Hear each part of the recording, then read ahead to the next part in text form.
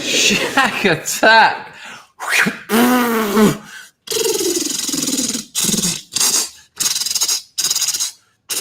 Finger guns.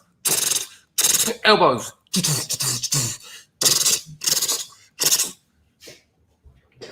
Sorry, I'm late. Not only am I late, all that energy you just saw me expend there. There's 69 people here. Lamau. All that energy you saw me expend there, that was it. That was all the energy I've got for this stream. It's not going to get quite as bad as,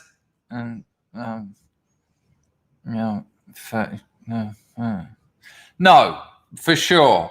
But I am shafted. Absolutely freaking shafted. Obviously, right, like, just calm yourselves down. I can feel it. Do you know what I can feel? I can feel you lot saying, it's all right, because we're nice here, because we are us. What, have I honestly just lost 25 subscribers? What the fuck? How did it go from 69 to 45? Was that such a bad opener? Maybe people who haven't been here for ages thought, I'll give it a go. And then I just done that and they went, nah, that's why I stopped. Absolutely shocking. What's that? 50, 20 people just went, nah.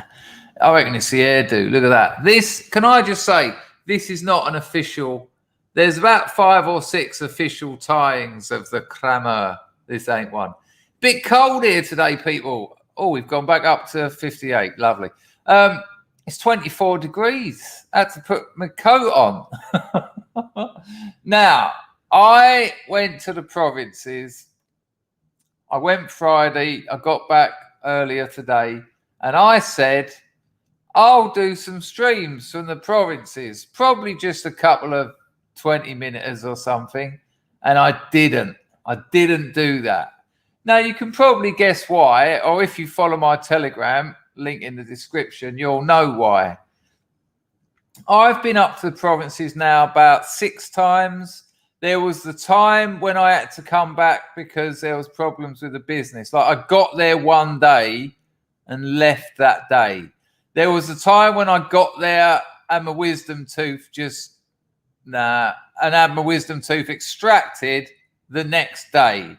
So this one, I felt like they trust me now. You know, I've been with their daughter, their sister, their granddaughter. Not all of them. That's all one person. But I think I've been with her for nearly 4 years now, and I think they trust me. And it was a completely different experience to usual. I wasn't a tourist. And I'll tell you what, and I have said this before, but to be able to go into a very, I'll show you some photos in a bit, exceptionally primitive, that's the right word. That is the right word. This isn't me being all Edward Said or any of that John Hall stuff. Not John Hall. What's his name? Stuart Hall. Not that one. But it was it's a primitive, simple, basic, dare I say, scant life out there. And to be able to be part of it, not as a tourist, like over the 3 days, I took about 6 photos because I didn't want to be a tourist. I didn't want to be the bloke going, oh, hang on a minute, that would be good on my social media. Oh, hang on, can you move in there? No, I didn't want to. I didn't want to be a tourist because to be able to go there, I'm legitimately part of it. You know, I am going to have a family with one of their girls. You know, I say one of their girls. What I mean is that could be a sister, a daughter, a granddaughter, a niece. And they trust me now, and it was noticeably different. I had the welcoming committee I told you I'd have. I didn't bother with a whistle.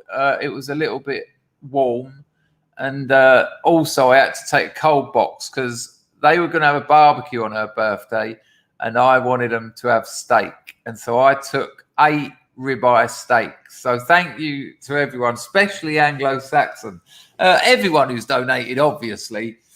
But especially Anglo-Saxon, because he has said, treat yourself to another ribeye. And I've never had a big family, even my extended family. On one side, they were drunks, and on the other side, they were strict, like dire. Like they were living a century behind, but not in the same primitive way that I'm talking about this lot. They just didn't talk to them. When me and my brother stayed at my dad's mum and dad's, you just have to be quiet. And you'd get up and it'd be like, eat your toast. And you'd be like, oh, okay. That's not an offer, is it? That's an order. And you couldn't wait to get out of there. The other grandparents, shit-faced, which was quite good fun, but, you know, there's issues with alcoholism. We've talked about them a lot. So I'm part of that family. I'm not over egging this pudding. Is that the saying? But it was wonderful. I even got a bit of sun. You might be able to see a bit of sunburn on the back of my hands there. I mean, I'm so damn anemic that I caught a bit of sun. There was a few highlights, but we'll get to those in a minute. Moslab's on the third. Moslab asked me if I was dead. The pair of chef's pants on your melon. Well, let me confuse the issue more, because it's double trouble. Same crammer as well. I'll let you off, Moslab, but many other people have made the tablecloth joke. I'll let you off because I like you a lot. But when people say that looks like something else, I'm like, yeah, you'll get that in life.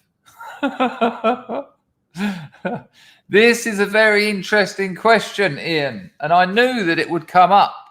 Well, I didn't, but I have mentioned it before. A lot of them died.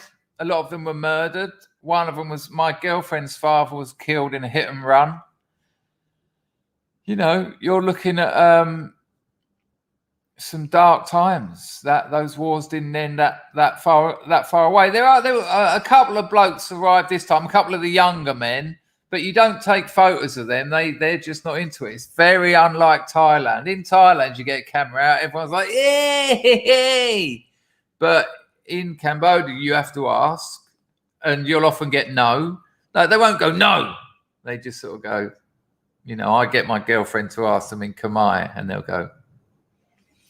And not because they're arseholes, but they it's a different culture. They don't want some. What are you going to do with them? Where are those photos going? It's just like, no.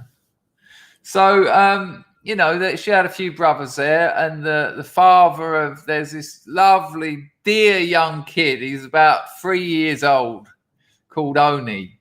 Well, he's not called Oni. He's called Oni. I can't even pronounce it. So when I'm in the provinces, I mean, I have got a bit of Khmer. I play it down a bit because it's funny. But I am the copper off of Hello, Hello. Hello, I want to take you to the shop. I'm sure it's like that, because every time I said, Oni, and he wouldn't come over, I'd be corrected. Oni. And as soon as I say, Oni, him turn round. Him. That's because I've been there for 3 days. He turns round. So, I know that even when I say so today, which is like hello, and then when they say so today back to you, you say sok samai. But I'm sure I'm going, good morning. Everyone laughs when I speak Khmer. So I'm sure I'm going, good morning. And when they say good morning back, I go, hey, are you? But it was wonderful. It was absolutely wonderful. What a time. Anglo-Saxon. Hello, mucker. No ribeyes in the province. There you go. Well, I just told you. I took a load out there. Got the barbecue out. Salt and pepper. Got the embers going. Whacked them on. Medium rare, the lot of them. Got out what's it called? Cleaver. Got out a meat cleaver, but cut them all into strips. So I stripped all of them after they were cooked. Lovely pink inside. Nice bit of crust that, as far as I can work out, you can only get on a barbecue. There's a particular crust to a barbecued steak. Cut it all into slices. Then we got a load of baguettes, and they make up like this coleslaw. Imagine coleslaw, but without the mayo, without the white bit. So it's just like, stripped cabbage, stripped lettuce, stripped carrot. And it's got like instead of the like mayo, it's got like, I don't know, it's a little bit chili, but not heavy chili. And so we had steak baguettes with all this in it, and they were fucking wicked. And they don't eat that food. They can't afford that. They cannot afford steak. Because my missus has also prepared, she made some kebabs, right? So bit of bamboo that she had cut down and dried.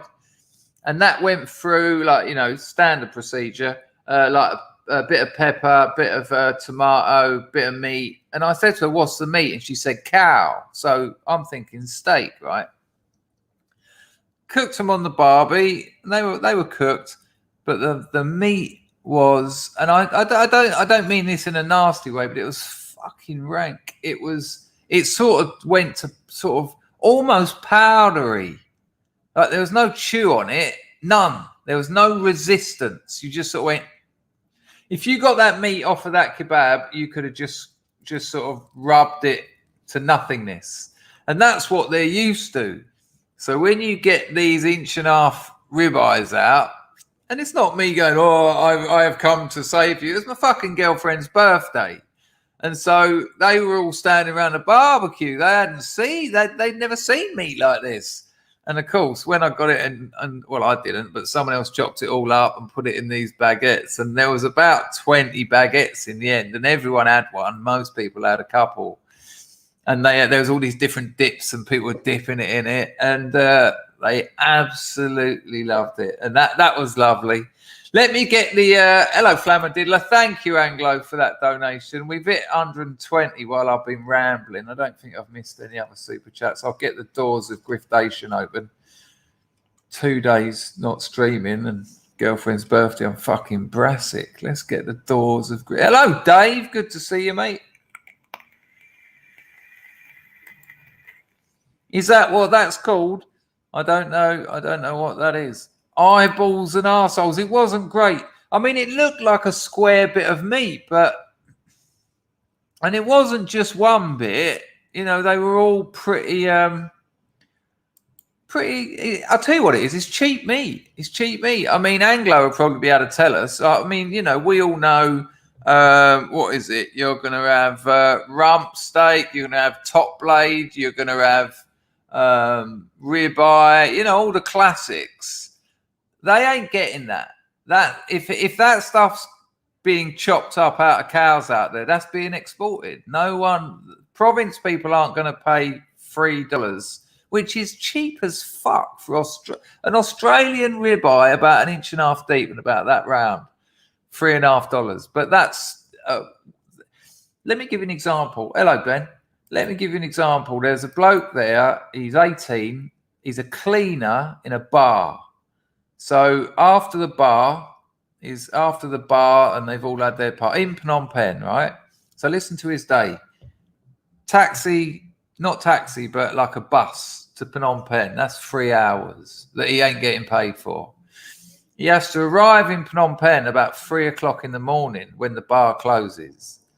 Then he cleans it for 6 hours. There's only 2 of them doing the whole bar.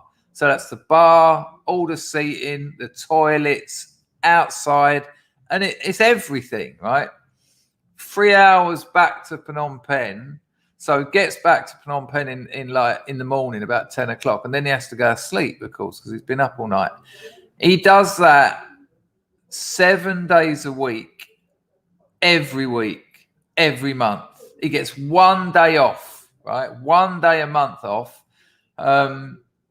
If he's off sick, he loses $30. So 1 day off will cost him $30, and you'll see how that's ridiculous when I tell you for that month he gets $200. You know, that's he works for like 30 days a month, 1 day off. So it's they're not going to spend $3.50 on a steak, not a chance. So, you know, it was quite the treat, and it was an absolute pleasure to treat them. But I'll get the doors of Griff Station out of the way.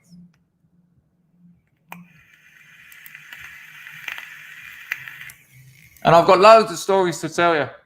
I've got a few clips and things to show you, which we will look at. But this is the Sunday after Arvo chill stream. I might even put the link out, get a few of you on, have a little chat with you. Probably about an hour and a half. I'm knackered. It's been an heavy weekend. You know, didn't sleep a lot. It was lovely on her actual birthday because, well, I'll tell you. Let me get this script sorted out, and some lovely little stories. Some just beautiful things happened. So some things I'll never forget happened, and like I said, well, I didn't actually get to the end of saying it because my head's not as it should be.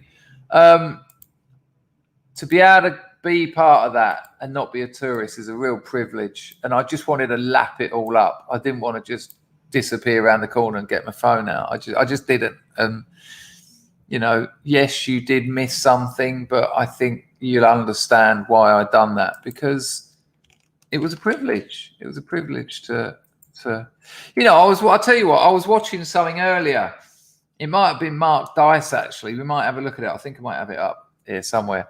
And he was talking about this new book that is going out with some ice creams or some cookies or something. And people are complaining, the ADL have got on it, and they're complaining that in kids' classrooms around Christmas, all the kids are told to paint or draw Father Christmas.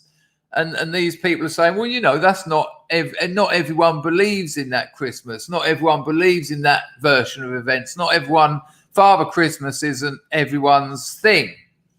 I agree with that. I mean, of course not. If you're Muslim, it ain't. If you're Jewish, it ain't. You know, if you're a Marxist, it ain't. Okay, I get that. But as Mark Dice says, if you went to Japan and lived there, and you were in their classroom and they started celebrate, there was like some samurai holiday where you had to draw samurais. Can you imagine complaining? Can you imagine saying, well, I'm sorry, but this isn't my culture. My family, we have nothing to do with samurais. So I think you should change your curriculum and draw something from my culture. It's like, fuck off. No, how about fuck off? If you don't like it, fuck off. It's absurd. Absolutely absurd. So Christmas soon becomes nothing. Not allowed that. That'll be gone soon. Well, it won't, because things are changing. But again, the idea is to destroy it. The idea is to destroy European peoples, people of European descent. It's just ridiculous. You wouldn't get away with that in any other culture. And you wouldn't want to. You know, I wouldn't have wanted to go out to the fucking provinces and halfway through celebrations or whatever go, whoa. You know, I'm actually English. And this is all Cambodian. This is all Khmer culture. With all your Buddhist prayers and that. That ain't what we do. No, shake me hand. Oh, you wouldn't dream of it, would you? And I don't want to dream of it. I want it. I came here because it's Cambodia, not to fucking turn it into England. It's ridiculous. These fuckers really piss me off. And you know, it's globalism. That's all it is. That's all it is. It's globalism. You know, you're not allowed to have your national culture. You're not allowed to have the things that exist within your national boundaries.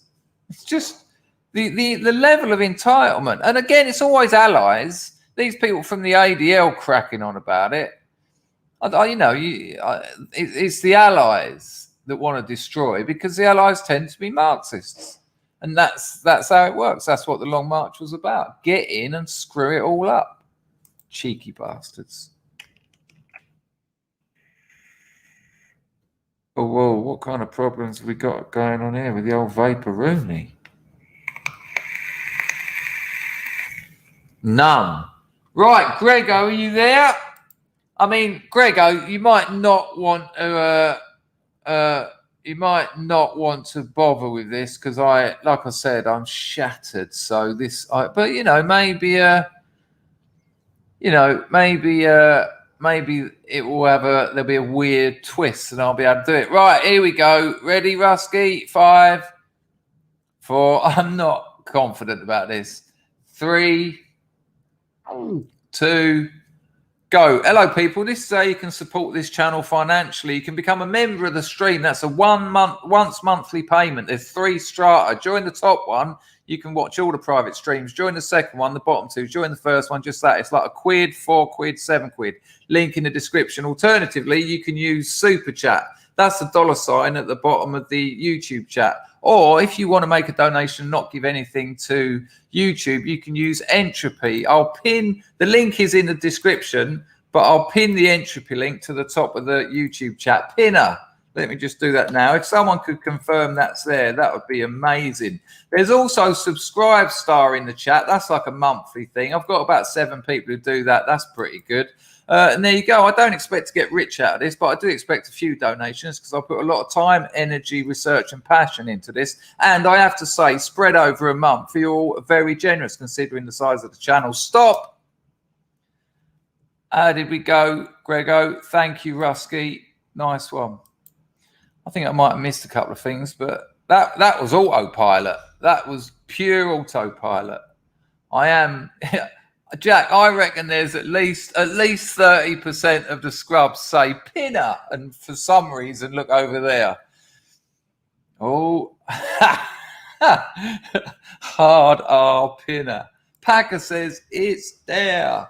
Cracking tune that. That's a cracking tune, isn't it? It's there. What is it? It's what's his name? Thingy Bob. Happy Mondays. Sean Ryder with Gorillas. I mean, it's Sean Ryder that makes it. 57 seconds, 0.532, 57 seconds, 0.532, 2 seconds. Ah, bollocks. Anyway, don't worry, Ugly Truth. The show's going to start shortly. I'll tell you who I spoke to. Listen to this. I'll keep the details low, because he is our mysterious scrub. But JC, not dual citizen, the other JC, he was talking to me about marketing, and I have spoken at length about marketing. I think he missed those videos because I'm in marketing. Now, the reason I don't talk a lot about it or do a whole stream like marketing techniques and the hidden persuaders is because the business I'm in involves other people, and because this channel has a political bias, I don't want to jeopardize their livelihoods and what they use to feed their kids. However, really interesting bloke, and check this out.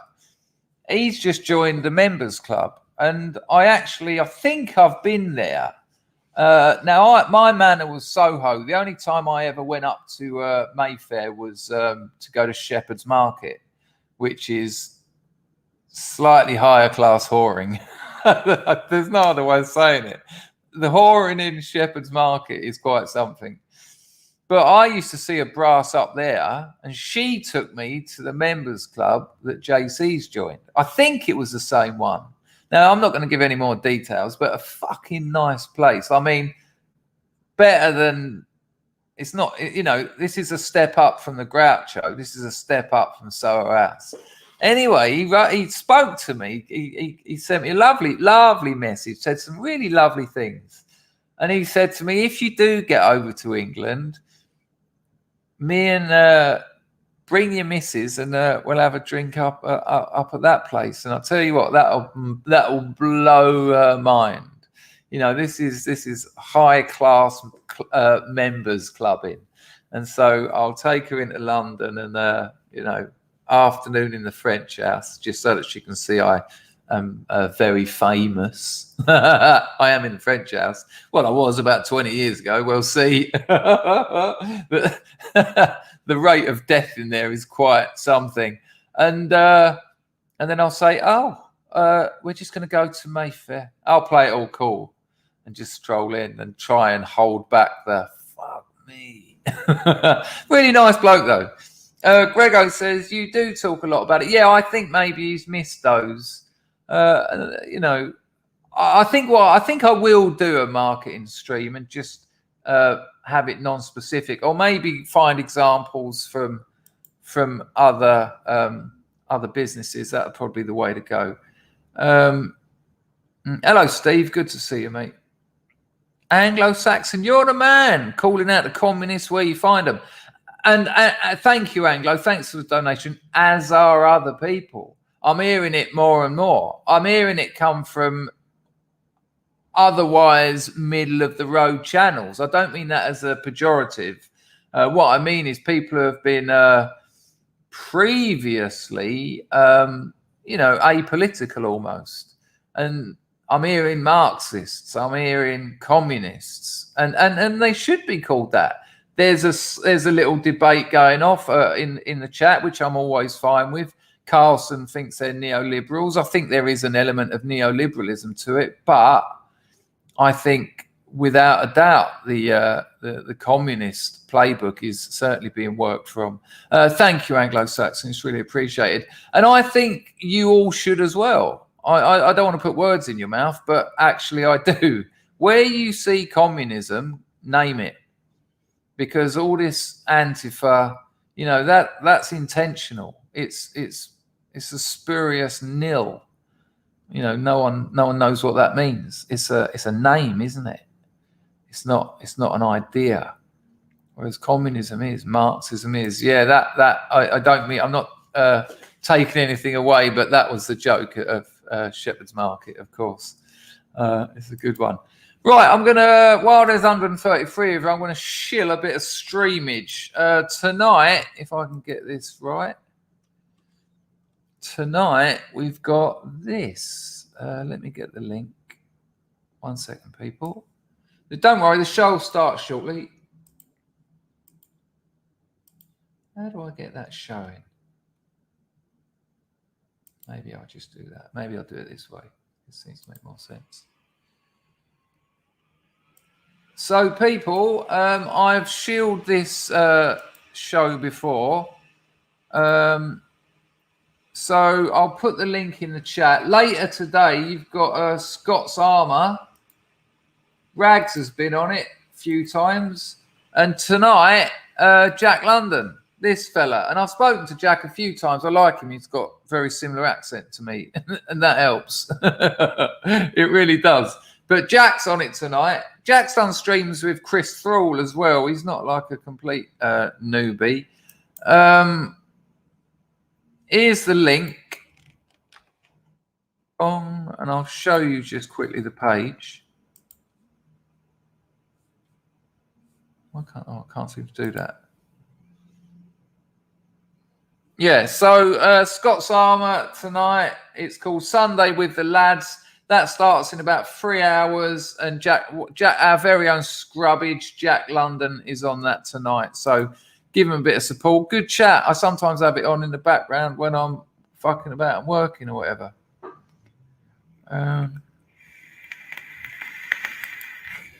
Talked about the Groucho Club the other night, Magnesia. It ain't what it was. It ain't what it was when it was all Julie Birchall and Will Self and all that. It's just has-beens really now. I mean, I've been in there with when Robbie Williams, Kate Moss, Oasis. There you go. Moslab says, you're only getting barbecue, cold beer and gunpowder at my joint. Well, that's pretty much all I got at the provinces. Barbecue, cold beer. I did have a little bit of a beer, but not for people who don't understand. Grego says give Statham a call. Talking about Jason Statham. So the story is he was in a film me and my missus watched, and I said, oh no, watch this one, because we can watch YouTube on the telly, right? I worked that out about having lived here a year, and we were flicking through the options because we want action films because they're not dialogue driven, unless we can find, and we do occasionally find one with Khmer dubbing and English subtitles. There are a lot of them out there, surprisingly. But I come across a Jason, I think it was Transporter or one of that lot. And I said, no, I know him. And I think my missus fancies him a little bit. And she was like, you know him? And I, taking it sort of, I just went, yeah, he's excellent. And slowly, she now thinks I know him. And I can't be asked to backtrack. And it keeps coming up. And now, if we see a clip of him on an advert or something, she says, oh, friend you. And I go, yep, there he is. And it's just gone too far. Now, here's the weird thing. When I lived in Soho, I'd see Jason Statham a couple of times a week, just walking around. And when I go to London with her, I would not be surprised if he'll come walking down the road. However, I did used to say hello to him because it was so frequent. I'd go, hello, mate, and he'd go, hello. So it's going to be a bit weird. Imagine she's there. I'll be like, oh, bollocks. And I'll go, all right, mate. And he'll go, hello. And then she'll go, why you not speak him? I'll go, we got places to go, love. We got to go to Mayfair.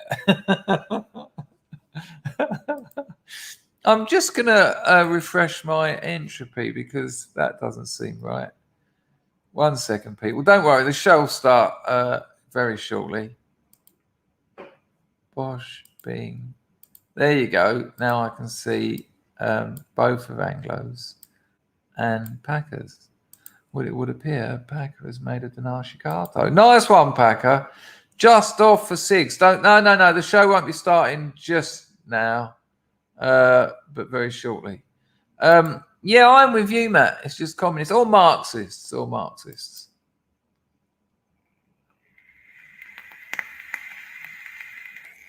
Hello, Shell. Nice to see you. But Shell, you always remind me of free trade. And I think I mentioned it before about stocks. Investing in stocks, you need a certain temperament. A lot of you will have seen your stocks go down a bit recently. As I always said, if you're investing in indexes, this is long term. The temperament is to, when they go down, just chill. We ain't day traders. We ain't week traders. Although there might come a time in about a year where I will have an algorithm that I can help you out with, which will be interesting. You could just try it with £1 for a few weeks and see how that works. But at least 10 years. So this is inevitable. Don't all get. Someone wrote to me. It was like, what shall I do? I'm thinking of selling them all. I said, you ain't lost a penny until you've sold them. You sell them all. Grego sold his. Grego got the jitters, sold his, and about a day later, they all went up 80%. 80. Sorry, Grego, but you told me that, so I think it's Starter. Nice to see you, Mick. Starter. Right, hang on, what's going on here? I can see old Mousecat's avatar, but not the colour of his money. Tell us Statham's one of those. That's another one I've got to deal with. She literally believes that and of course I told her, I said, not me, mate. Not me. Might have been an accident or something. Average Joe's been around here for years. I can't imagine anything. I don't know, man. I don't know. Tell her Statham's one of the zombies now. Thank you, Mousecat. I'll give it a go. For people who don't realise, I told her that there were real zombies in England.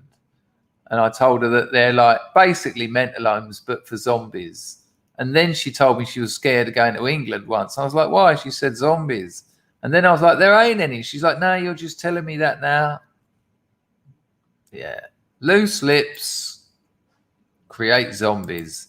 John says Jason Statham has the largest collection of hatchbacks in Dartford.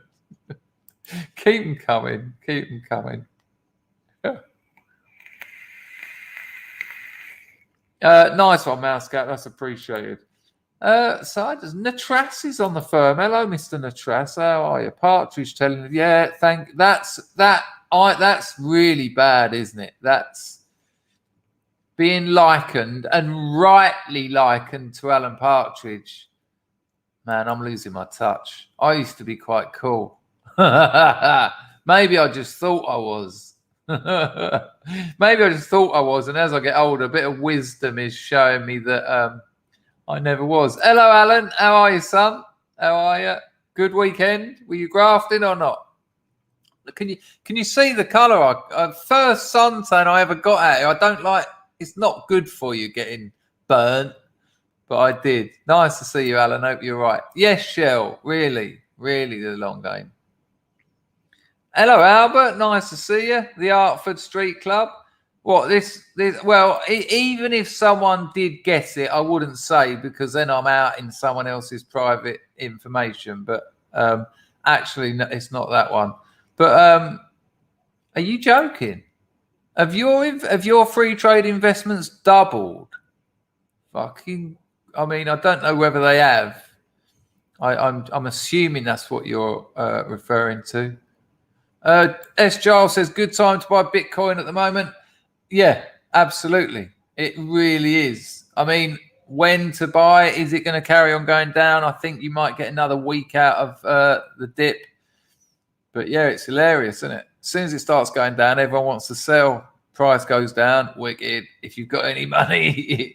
I'm not a financial advisor. This is all for entertainment purposes only. I have to say that. And it is as well. But, you know, we're now on about 16 people who've written to me about their free trades and they're absolutely over the moon. What I would say, though, as Lumi pointed out, when you look at your charts, when you look at your historical charts, Bakari Sweat on the firm, get a bit of energy in me. Don't worry, people, the show will start shortly. I want to see whether Shell Bobs was talking about her investments. That would be quite something. Grego says, this stream reminds me of the pants on head scene in Blackadder. Thank you. It's not a traditional tie. Meganesia. Studies have proved that the mighty boosh is beneficial for the mentally and emotionally challenged. A compliment. No jokes. Not a fan of that, to be honest with you. It gave me nothing. Viking woman says zombies are real. Thank you. Well, Gaffney, interestingly, I'm hearing from people who I trust and have proven themselves in this world that Ethereum might take over Bitcoin as the dominant cryptocurrency of the globe.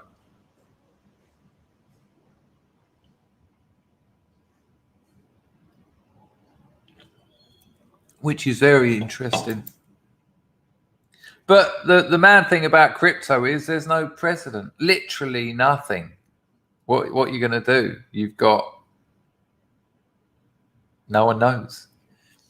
John B's still holding. I sold. I jumped out of that one. But it might happen.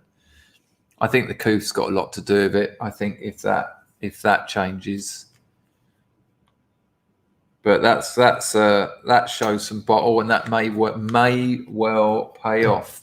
Rusky says normies are scarier than zombies. Yeah, because they ain't locked up in mental asylums. Windy enjoyed the mighty boosh. Very psychedelic. Windy also told me that the Stollen is on. That'll be one of the best nights of my year, tucking into that. Where Yeah, Average Joe didn't like that. Yeah, it wasn't for me. But, you know, it's all largely subjective. Lee says the boosh was awful. Yeah, it weren't my cup of tea. But, you know, some people like it.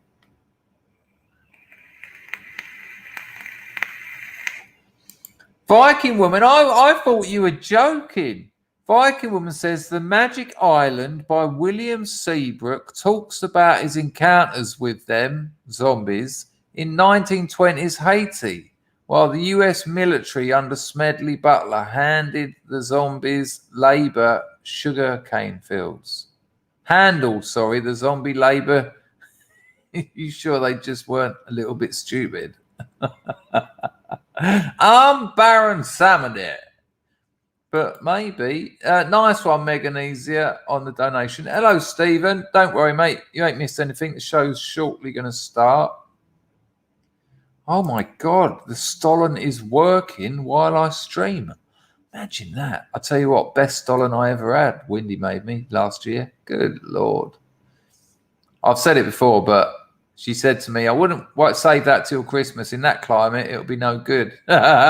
Before I'd finished reading the end of the sentence, I was in the fridge.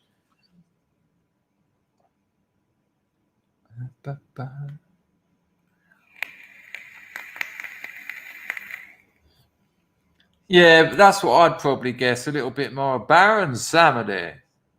Yeah, I know. It's a ridiculous concept, which is why I keep putting it off discreetly.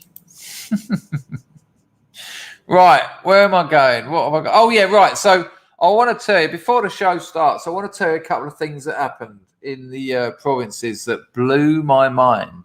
Yeah. All right. Listen to this, right? So it was also... my girlfriend's birthday and her mother's birthday are a week apart. So they have one birthday for both of them. They have one party for both of them. And again, it's, that's financially dictated because getting all the family to the province who work in Phnom Penh or wherever, taking days off work and all that, it makes sense. And so I got my girlfriend her present. And I gave the mother a bit of money because, in fairness, I can buy my girlfriend a nice handbag or a bit of jewelry or something. But the mother's got no need for all that. She's had her 5 kids. Her husband got killed in a traffic accident. Well, he got hit by a car. That's it. The most harrowing story. I've told you before. I don't think it needs repeating now. And so I thought I'd just give her a bit of money, right? Nothing massive, but massive to her, life-changing to her. And so I told my girlfriend that's what I was going to do. And she said, okay. She said, don't do it in front of everyone, though. Because she knows that in England, that would be something you'd do. Everyone watches while you give presents. And she was like, that won't go down well. That'll cause problems. And then people will be asking her for money and all this. So my girlfriend called her mum into my girlfriend's bedroom in the house my girlfriend built for the family, which is incredible, off of money she earned in the lady bar. And so I just sort of said, happy birthday, give her an envelope. She opened it up, right? Now check this out. I've never had anything like this. She got it out, right? When you give money in Khmer culture, it's very symbolic, and also they're Buddhists, right? So she's got the envelope in her hands. She goes like that. I'm just sort of looking, thinking, oh, what do I do? Girlfriend elbows me. Girlfriend's got her hands like this, got her eyes shut. I shut my eyes. I've got my hands like this. And then the mother just goes off on one, right? And I don't want to make it humorous, but I don't know the language. But she's sort of going,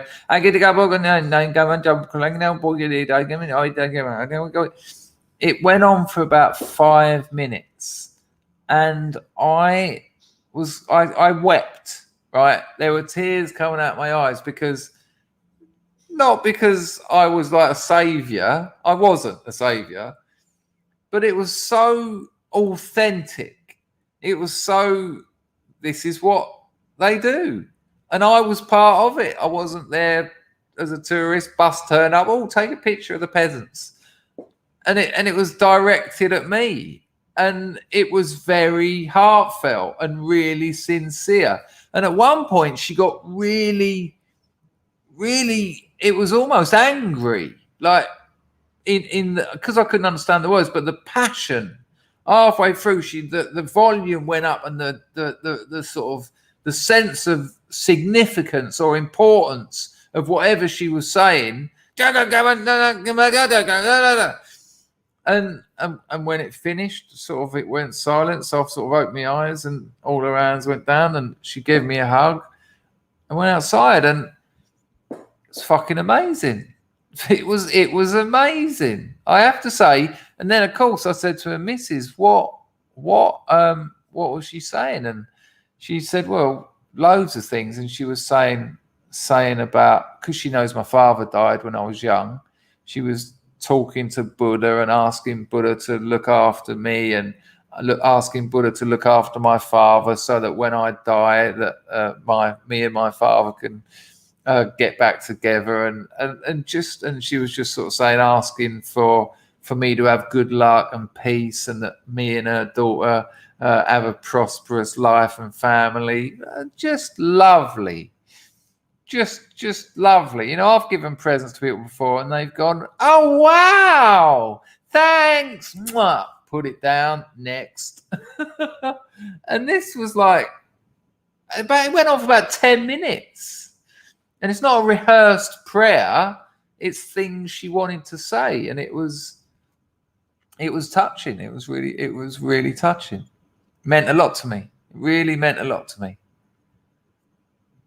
And then, so we've got back outside, and I'll show you some photos in a minute. Not loads, don't worry. Oh, yeah, I've got my holiday photos, people. Sit down, I'll get a projector out. But we got back outside, and the cakes came out, which I had to sort out during the day, but no dramas. It was funny, though, because fuck that story. It's a bit dull, but it was about her writing on the cakes and happy birthday on the next line. Happy birthday. Oh, that's good. Misspell I love you. Yeah. But, you know, this is... And then, so we go outside, the cakes come out, and the candles are all on them, and delicious cakes, I have to say. And then my girlfriend said to me to get happy birthday up. Now, weirdly, they sing happy birthday in English, right? But they had the karaoke machine there, so they had a microphone. And I said to my missus, I said, don't find the happy birthday. I said, I'll sing it. And she went, you sure? And there was about 30 people there, including neighbours. But I've met all the neighbours before. Oh, God, I've got another little story. Don't worry, people. The show will start in a minute. 150 people in here. Absolutely beautiful. So listen to this. Hang on, I'll get to that one in a minute. If I forget, which I will, just remind me, Slamalu, okay? I've mentioned it before. Anyway, I said, I'll sing it. And she was like, you sure? And I was a little bit, you know, this could be bad. Got the mic, turned the reverb down, because they have the reverb and the brightness all the way up. And it's just like tripping. And I got it. And I tell you what, I managed to pull it off. I went, happy birthday to you. Nice baritone. Happy birthday to... And they were aghast. Honestly. Everyone was just going... Not because it was amazing, but I think they just thought the cojones of this man. And I held my pitch. Happy birthday, dear. And then I said my girlfriend's name, but it was also her mother's birthday. So I said, I'm not going to tell you my girlfriend's name because there's cunts on the internet. But I went, happy birthday, dear, blah, blah. And then I ran across the sort of group of people to the mother and went, and mama, which they thought was the funniest thing in the world. So pulled that off That was also beautiful. But here's the one. Here's the one I want to. All right, Rags, I've got that, mate.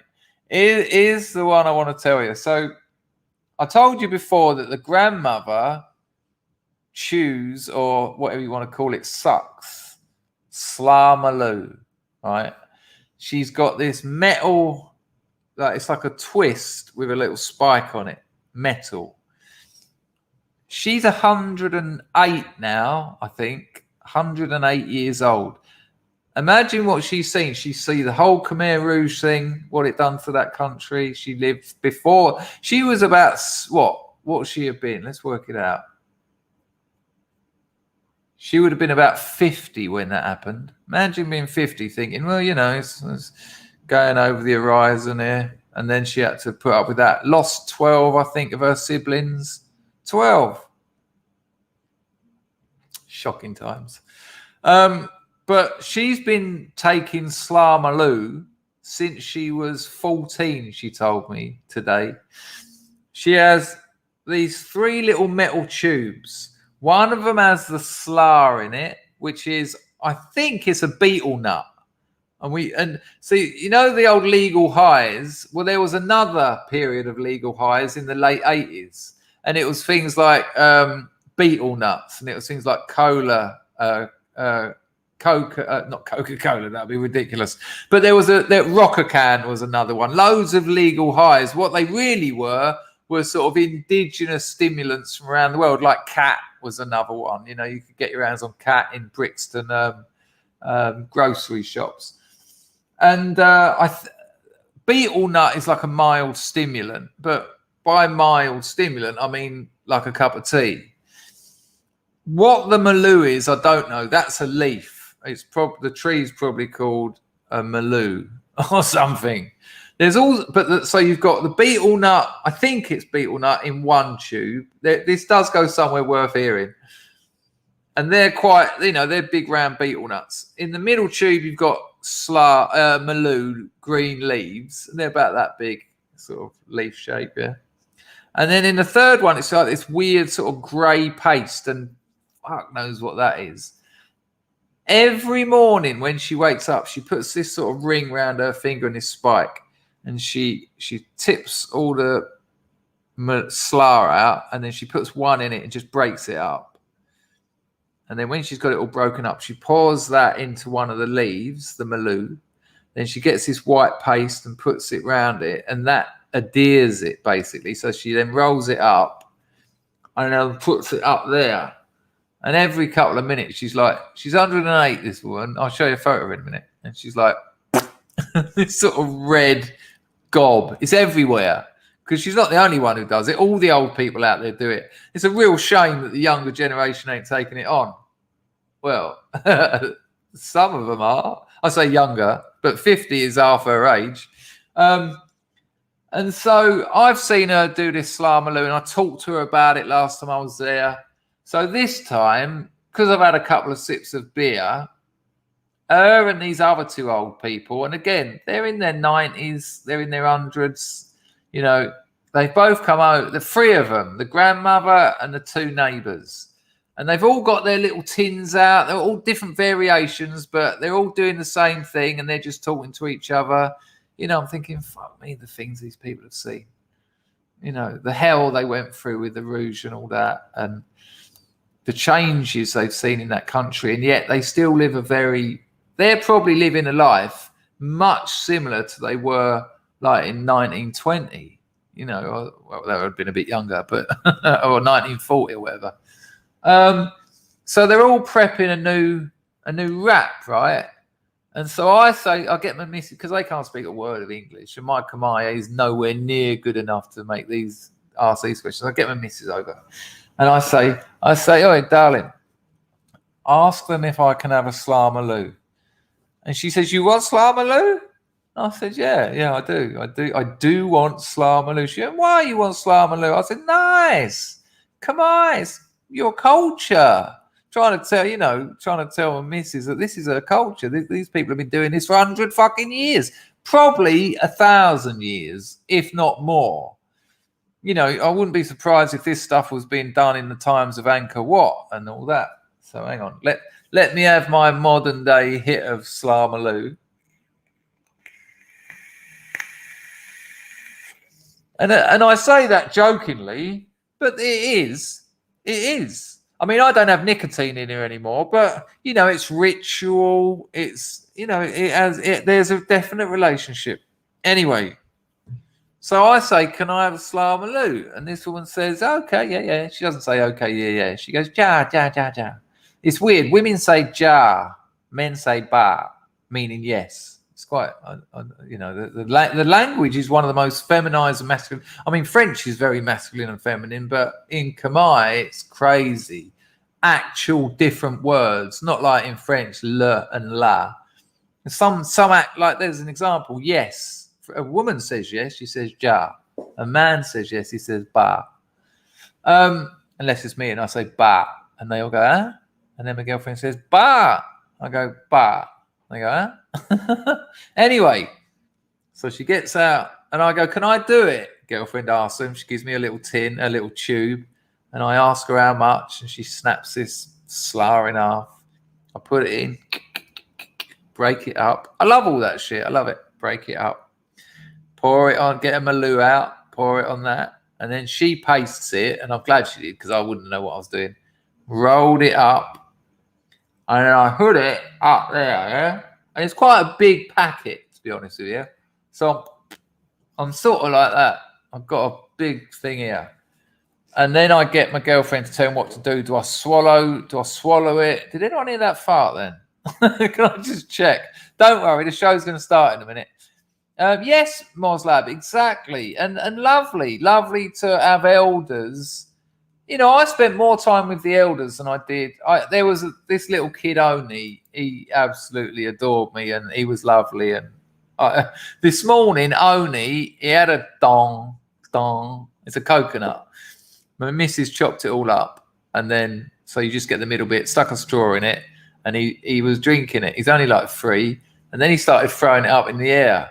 And he threw it up in the air, went like that, and it just came him on the head, knocked him over.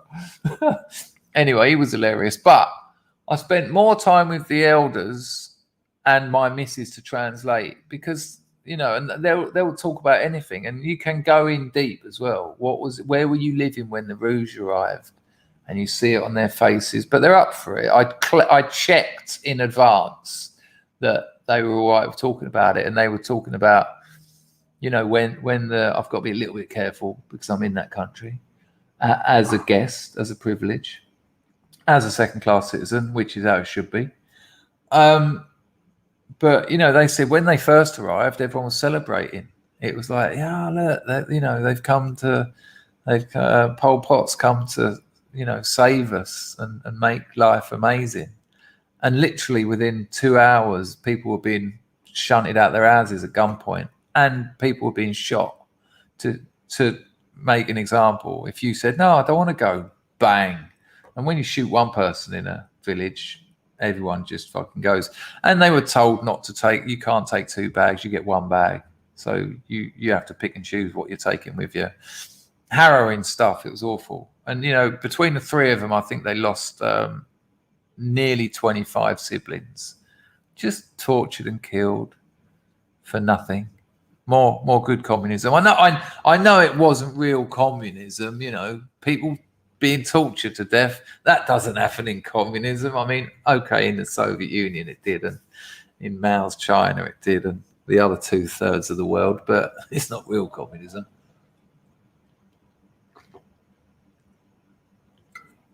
So anyway, I've got this Slamaloo in my mouth, right? And I go to my girlfriend and I go, ask them what it's good for. What's it for? And so they all start talking to her. My girlfriend says, it's good for your teeth, right? And I go, yeah. And I start laughing. So they all start laughing. The 3 of them, the grandma has got no teeth. She's just got black gums. And I'll get to why she's got black gums in a minute. The other 2, and again, they're in their 90s, their teeth are black and red. Black and not totally, but less white, more black and red than white. So when they say it's good for your teeth, I'm absolutely cracking up, because this is not good for your teeth. The one thing it's not good for, clearly, is your teeth. So I found that hilarious. The old Slamaloo, though, I tell you what, fuck me. Mild stimulant, it was all right. For someone who was using half ounce of crack a day, it was quite the buzz. Like, don't get me wrong, it wasn't like, oh, here we go, got any Vicks? But I was certainly I certainly noticed it. I noticed it. And it was quite nice, going through that ritual, like Moslab said, having it in there and just sitting with these three ladies, not speaking to them because I couldn't. They weren't speaking. We were watching everyone dancing at the party and that. Just sitting there, the three of us. We all had our clameurs on. One of the women retied mine, so it matched theirs. And you'll see in a minute the photo of the grandma with it's the best tie, but I fuck knows. I tried to do it tonight. That's why I was late, weirdly. It's it's a cool look. Looks good. It's got something noble about it with the sides down here. It's almost sort of like Sphinxian, which is different from Sphincterian. Now, what else was there? There was something else about the Slamaloo, the good for your teeth. I can't remember. It'll come back to me. But look, the show will start in a minute, but I'll show you some photos, just in case you haven't seen them. I put them on my... Oh, and we also had a Tokai lizard share the night with me and my missus. This fucking thing's about that long, right? Hang on, let me just get this right. I've got to get the colours the right way around. Yeah, a blue lizard with red spots, that long. And they will bite you, and you will struggle to get their mouths off of you. Nice one, Anglo-Saxon. The grift's been appalling. You missed my last super chat. I've forgotten what I said. Nice one, Anglo. You didn't have to give me another one to tell me. I will find it, because now on StreamYard you can find them all. Thank you, though, and thank you for both of them. I find it fascinating how you communicate with Mrs. D. How long did it take you? It was tricky in the first year, but I have to say it's her that's put the effort in. I did get a Khmer teacher, but sacked her off pretty quickly because, there's dialect issues. I'd come home from that teacher and say to my missus something like, Danek Raoul Day. And she'd go, I go, Danek Raoul Day. She'd go, And then I'd get it on the old Google Translate and she'd go, Danek Raoul Day. And okay. And so when I went back to my teacher, I said, my girlfriend don't understand any of it. And she was like, where's she from? And I said, and I gave her the province name. And she went, yeah, different.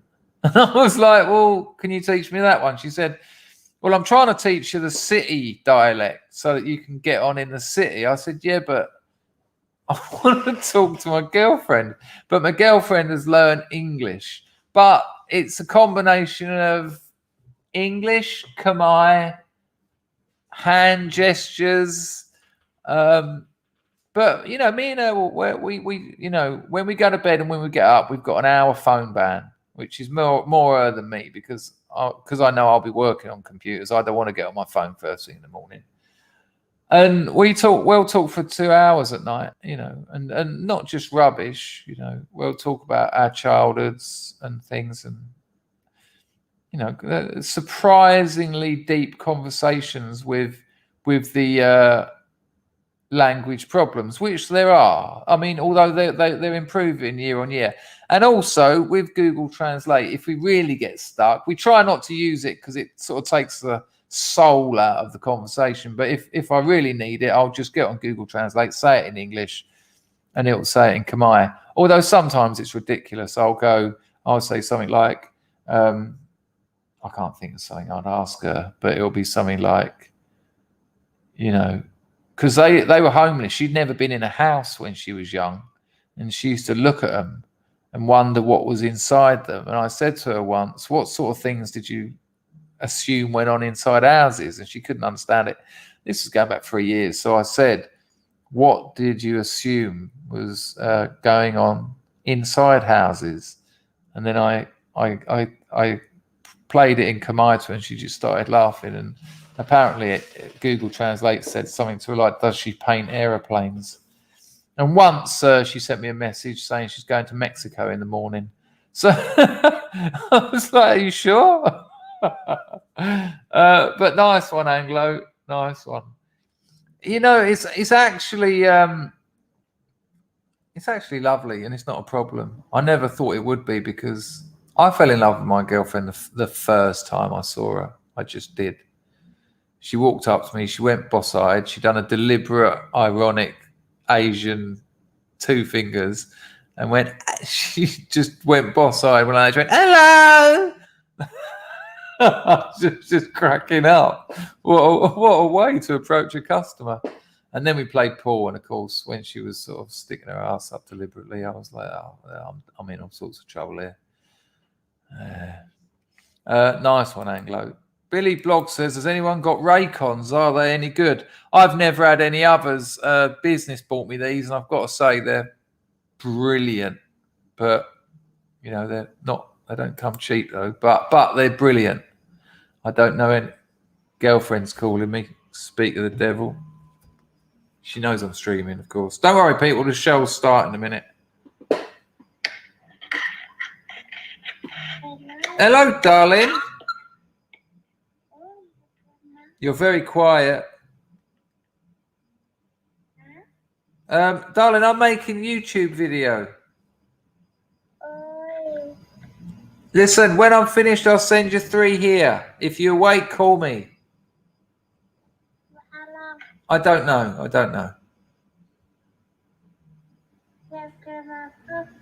Yeah. It's not ideal, is it? All right, love. If you go to sleep, I'll talk to you tomorrow, okay? Bye. I love you, darling. I love you. Bye. Yeah, thank you.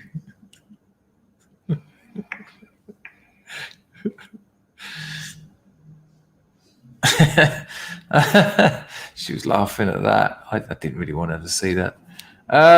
So yeah, I hope that answered your question, Anglo. And if anyone's got Raycons, I don't know what you're referring to, Fionn, but I'm glad you found it amazing, because it was a great time. It really was.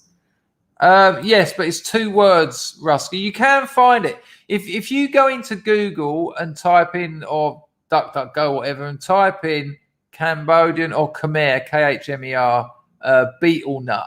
You'll probably find. Actually, look, I'll say and search. Don't worry, people. The show will start in a minute.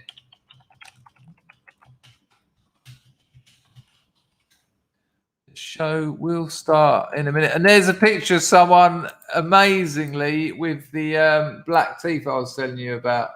Oh, now I've remembered why I wanted to talk about black teeth. Let me just thank. I think I know that is. Hang on. Point to that, Stephen. Could be a problem, the language thing, or a fun learning project. It's also worth considering that not every conversation needs complex vocab. No, without a doubt. And I knew going into this that would be an issue, because when I met her in the bar, I had to talk to her through her sister. But now, 4 years later, her sister quit the bar 3 years ago. Her sister can't speak English anymore because lack of use, you tend to forget. And now when I talk to her sister, I have to go through her. But, you know, I've got friends out here I've met who've got Cambodian girlfriends, and they've been with them like 10, 15 years. And they say after about 8, 9 years, you'll be able to speak it. They said it's not an easy language. You know, when I went to Venezuela for 8 weeks, and by the end of it, I was having conversational Spanish easy, because I know a bit of French, I know a bit of English, and, you know, it's very, very similar verb structure and everything. But not Khmer. It's a joke. But yeah, it's really fun. And, you know, me and her are really close. I've never been this in love with someone. Quite interesting something JC said. He said, I know you get a bit of grief off people sort of just saying it's a nonsense, but I had about 6 months of is this just a money thing for her? She never asked me for money, my missus, never. You know, even things that she'll let things go on for ages that I could have sorted out just by giving her $50 to go to a doctor or something, and I find out weeks later. I said, why didn't you tell me? She said, why would I tell you that? I said, well, I could have given your mother money to go to the doctor. She says, it's not your job to pay for my mum to go to the doctor. But after about 6 months, I'm totally convinced it's beautiful. I love it. Nice one, Stephen. Nice one. No, I've never had a girlfriend and like I said the other day, the fact is I've actually committed to her, which has then allowed me to commit to a place. I've never put down roots. I've been terrified of it. And when you don't put down roots, you're fucked. And so you end up whoring all the time. You end up taking drugs all the time. Because as humans, we need roots. We need a community. We need those things. And because I've always been too scared of having them, I've suffered. And when you suffer, you're in pain. And when you're in pain, you look to medicate it, whether it be through behaviours or drugs. And in my case, usually both, and lots of them. But here we go. Let me show you a little bit of this. Don't worry, people. The show will start shortly. So here you go. That's a fucking small picture. But you're getting the idea. So look, there's a wrap. Oh, these pictures are crap and tiny. So look. So that's the Maloo leaf. There's the beetle nut. I don't know what that is. That's crushed beetle nut. And that's the adhesive.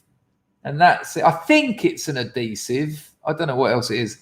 And then it's all wrapped up, and you stick that up there into there. There's loads of info. If you just put chewing beetle nut, BETEL, on the internet, you can read about it, and it's a lovely tradition. Look, there's that white goo. There's the beetle nut. This one's obviously got a bit of that in it as well. There you go. Oh, there seemed to be a better picture there. Oh, balls have gone right off the reservation now. They did ban it for a while, weirdly, but I think people said, no, that ain't going to work.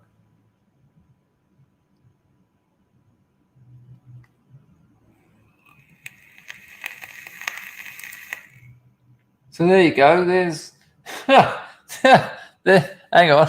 So there you go. There's the cocaine. There's the beetle nut, and there's the slough. Right. But here's the other thing I meant to tell you. So if you want to look into that, I suggest you do.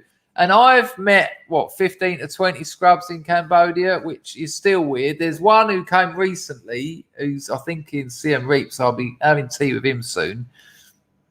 But if you get out here, get out to the provinces and get yourself a slough Maloo. It's quite the experience. And if you can find someone who will prepare it in the traditional way, it's just lovely. But here's the next thing, right? So this is what I wanted to tell you. So we've all got this slough Maloo, me and these 3 old birds, and their teeth are black and red. Now the red comes from the beetle nut. It's red, so that's obviously what that is. Now once we've all done it, and we're all doing it together, and we've got the paste on, we've wrapped it up, I pushed it up there and gobbing out, and it's everywhere, that gob. It's everywhere, little red splats everywhere. What's the movie, the Clint Eastwood movie where he keeps spitting tobacco on the dog? So after the Maloo, then these 3 ladies get out another little package, and it is the greasiest, blackest, stickiest tobacco you ever seen. Now here's the weird one. Here's the weird thing about it.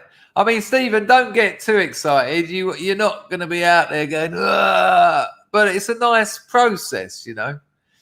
I think the process was more for me, more of the experience than the effect of betel nuts, but they are a mild stimulant. And like in Thailand, katom, which we know as kratom in the West, my one of the biggest love affairs of my life told me, a Thai girl told me that her father used to have a little pouch of katom around his waist, and he'd get up for work and he'd roll a leaf up and stick it up there. I mean, now you can buy it refined and dried, and it's like katom times 10, and it can fucking do you a right problem. But much like betel, slamaloo, it's something people used to do to give them a little lift to get to work and get a good day's work in. Thailand has just legalized katom. It was made illegal a few years ago, but they've recently legalized it. It was ridiculous making it illegal, though, because everyone does it. Well, the older generation do. You can't get rid of the stuff. It grows wild everywhere. But anyway, right. So then they get out another packet. So they've all got their slamaloo up this side, and this black, greasy old Lord knows. And so then I've got my girlfriend back over. This is her birthday, by the way. And I'm like, right, love, what are they doing now? And she says it's tobacco. And I'm looking at it, and I asked one of the ladies, can I have a look? She said, yeah. And it's, this must just be a tobacco leaf that's been wet cured. It's not crispy or anything. It's like almost greasy. Well, it is greasy, oily. Lord knows how they prepare it. And then all these old ladies are looking at me, and they tear it up into strips and they wrap it in a ball, and that goes up the other side. So they got the slamaloo here and this. And I said, can I have a go at that? Now, before all the warnings come in, I know that you can get mouth cancer from chewing tobacco, or whatever you want to call it. I know that. But I've done a lot of drugs in my time, and I'm still alive. And I thought I'll just give it a go. Just, like I said, I don't even have nicotine in my vape juice. My vape juice is zero nic. So I thought, I'm having such a good time with these three old birds I can't even talk to. I'll give it a go. So I'm watching them, and they're really, they make it a really tight ball. And like I say, all their teeth are black and red. And I get this dear little bit. Now watch them three, and their dear little bits are about an inch square, right? It's a fucking lump of this stuff. I asked my missus, I said, where'd they buy this? And she said, no one knows. No one knows where they get it from. Just every now and again, one of them will have a bag and they all share it out. And I've got this stuff, and I've pushed it up the other side, right in there, and fuck me, that was strong. That I had to get rid of that. I mean, I'm now, and it's like now I'm one side I got my slamaloo, the other side I got my tobacco. Well, actually, I'm lying. I put the tobacco down the same side as the maloo, because otherwise I was going to like that. And there's a bit of that slamaloo went down the back, but it was just a bit bitter. But the thought of that tobacco going down the back, and these old grannies, they're literally like this. They just sit there like with these massive lumps in their mouth. But I tell you what, when you first start smoking, you get like a head rush, or that first snout of the day. After about 2 minutes, I was just feeling really dizzy, and I just went, no, that's got to go. And I was like, they're all cracking up, obviously, because this is the quality and strength of tobacco that these three have been doing for literally 85 years. So I'd suggest they've built up somewhat of a tolerance. But I was just like, oh dear. I said, I'll stick with the slamaloo. Don't worry, people. The show is going to start shortly. Hello, Dennis. Nice to see you.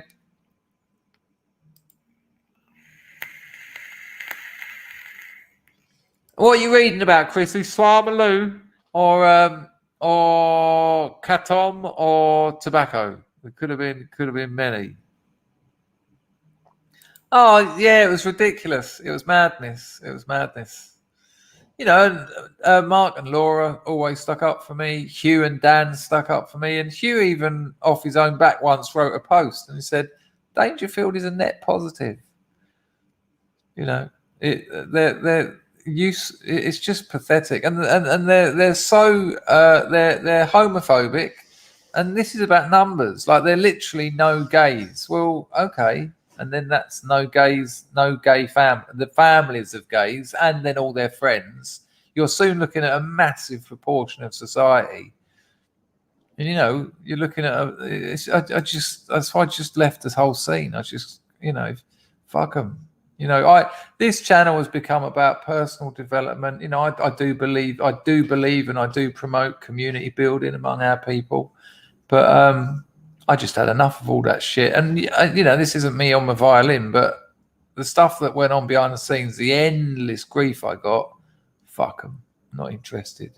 Luckily, I don't bite. You know, I never give them what they wanted. But, you know, I think they lost out, to be honest with you. Carlson, me old mate, nice one on the Lady Godiva. I keep having hilarious conversations with this Indonesian girl.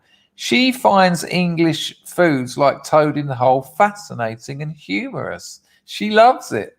I can understand that. It's quite a weird one. I mean, let's face it, toad in the hole is fascinating.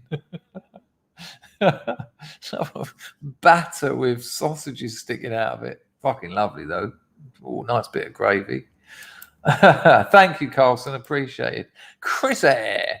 Oh, reading about this beetle nut sounds like something that might assist women at menopause. Gonna do more research on this. Thank you, Dangerfield. My pleasure. I mean, it's gone on for a while now, but the show will start.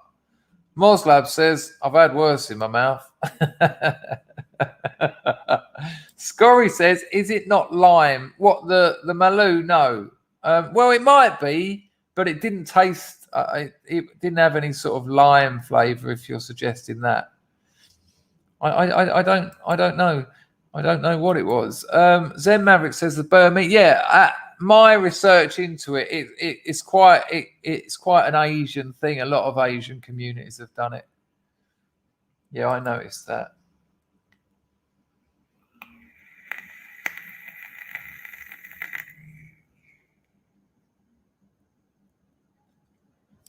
I understand why, but technically Chris is colonizing Cambodia. Yeah, I'm not sure about that, but that's all right if that's what you think. No worries. 86 likes, 165 in the chat. Smash that like button, Scrubs. One if you smashed it. Nice one, Rags. Pax Max says a few grams of Burmese number nut. That's right. I remember doing that myself. Moslab says, I used to keep maggots in my lip to keep them warm and wiggling while steelhead fishing in the winter.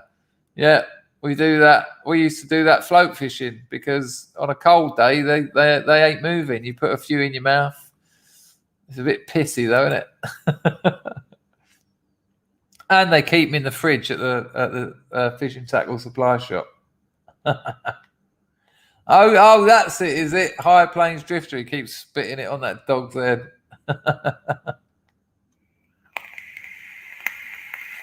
Hang on, what's Willow done? What's Willow been up to? 54 sounds promising. Let's see what Willow's been up to. Oh, man, how am I going to find it? Can someone tell me? Willow's getting 54s here, and I need to know why.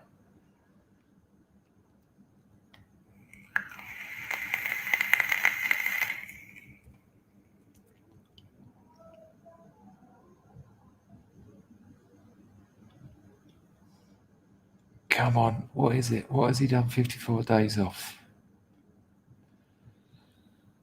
Billy Blogs, how did you manage to switch to nicotine-free vaping out of laziness? It got to the state in England where you'd have to buy I used to make my own juices, and that was lovely. And then I got lazy because it's a boring story why I got lazy with that, because I was making some cracking juices. But then I tasted Praxis Potions, what's it called? Something like Anastasia or something. And it was the best juice I ever tasted. And I thought, yeah, making your own juices is all right, but you're missing out. Amethyst, Praxis Potions Amethyst, to this day, is the best vape juice ever made. Greek yogurt and raspberries. And trust me, it is like Greek yogurt and raspberries. It's just bizarre. And so I thought I might need to venture back into buying some, because I'm behind the times with my standard golden syrup pudding. And then in England, you had to buy it and get your nicotine separate. And I think what happened was I went on holiday and forgot to take all the nicotine mixes, so I didn't have any nicotine. And for about a day, I was like, oh no, what am I going to do? I'm going to end up smoking. Didn't. And then I thought, well, job's a good one. No more nicotine. So it was that simple. You know, I enjoy it. I enjoy vaping, but it's also a bit embarrassing, isn't it? What has Willow been up to? Come on, man. Someone tell me. I think that's a good point, Stephen.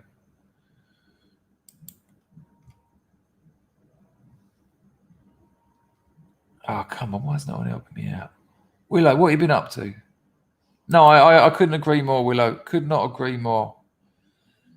But why are you getting 54s? That's an old discotheque in New York, isn't it? With the Alphabet Gang. Willow, what have you done? Sounds like a good one. Will no one tell me?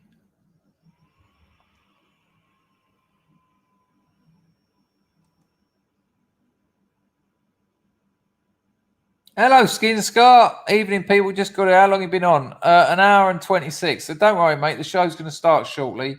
I still want to know what Willow's done. Willow's been off the Slamaloo for 54 years.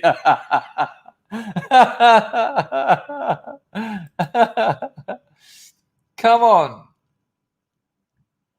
No, someone else has gone for it as well. Don't look at Manny Moo. Don't tell him. Oh, not telling me doesn't affect me, does it? It affects Willow. Manny Moo just cunted you off, Willow. Mousecat don't like yogurt.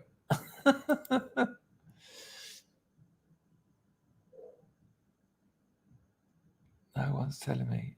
Wolfie says 54 minutes without a drink. Come on. Well, no one's going to tell me. Okay, I can't, unless no one's going to tell me. Right, I'm going to go right to the bottom. Mousecat says the joke's 54 minutes old now. All right, I'm stopping it. Well, whatever you've done, Willow, since these bastards have decided not to tell me, I can't help you. But congratulations. I hope you've done something good. Hello, our pal. Good to see you, mate. Where are we going? All right. Oh, hang on a minute. Let's go over here. La-di-da. Entertain yourselves for a moment, people. La-di-do-di-da-da-da. La-da-da-da.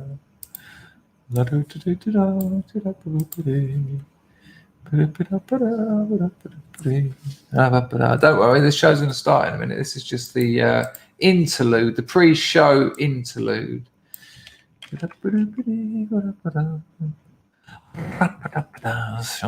Chanson d'amour. Each time I hear chanson d'amour. Each time I hear chanson d'amour. I've had to do a little bit of fiddling around there. Fiddling about.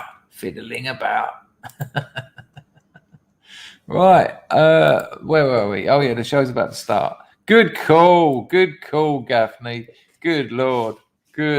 I feel better for not being the only person who knows that. Right, I just want to a couple of entropies. Entre. Still got 150 people in waiting for the show to start. Amazing. Haley May, nice one. Haley drops in $3 US. Do you think English linguistic purism would be good for the English language? Haley May, you ask me something I know not of. I don't know what that is. I've never heard of it. I don't have a clue, Haley. You'll have to fill me in a little bit on that, or someone else might. Never heard of English or linguistic purism.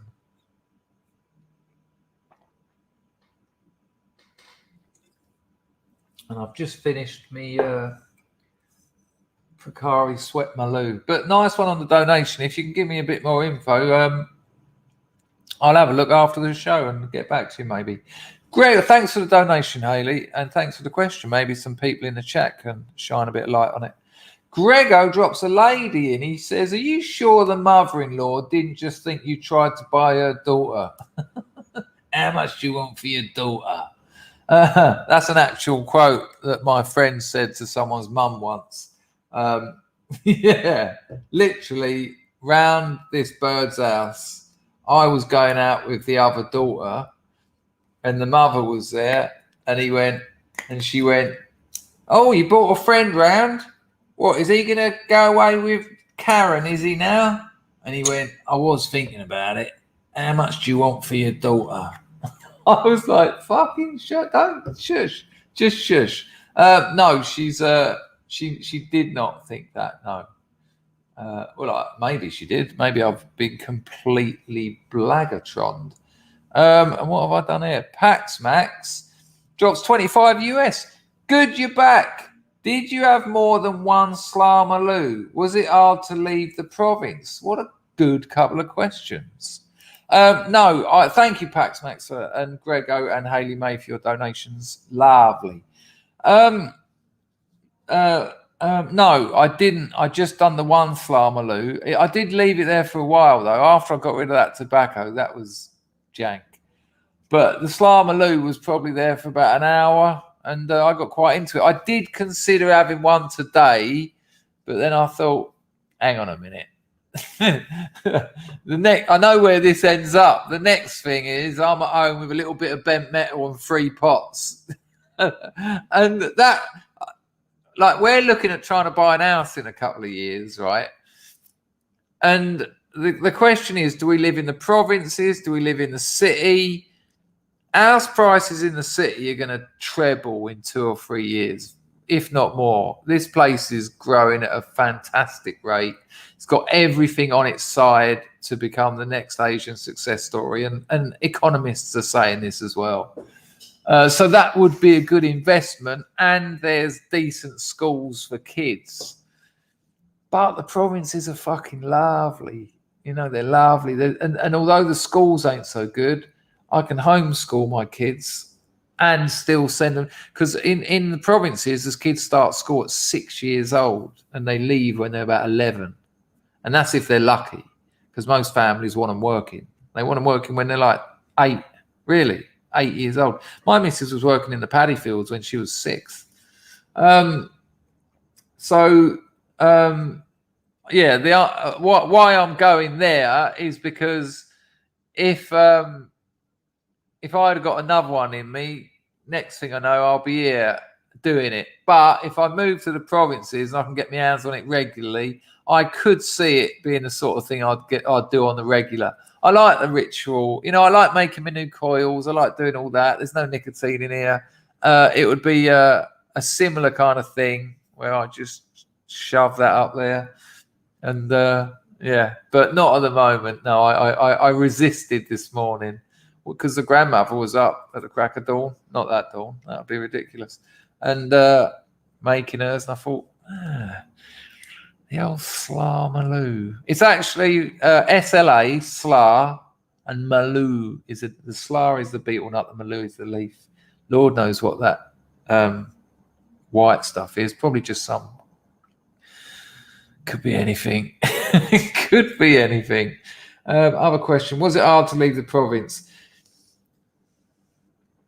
You know what? So here's the thing. It was so lovely. This was my best visit there ever. I have been. I feel like I'm part of that family now. You know, it's taken 4 years and a few visits, and they've come here as well many times. But as much as I loved it, it's a hard life. It ain't easy. There's no washing machines. I'm going to show you the photo in a minute of the Tokai lizard that spent the night in my girlfriend's room with us. That big, blue with red spots, will bite you. Yeah. The bugs are an issue. They're fucking everywhere.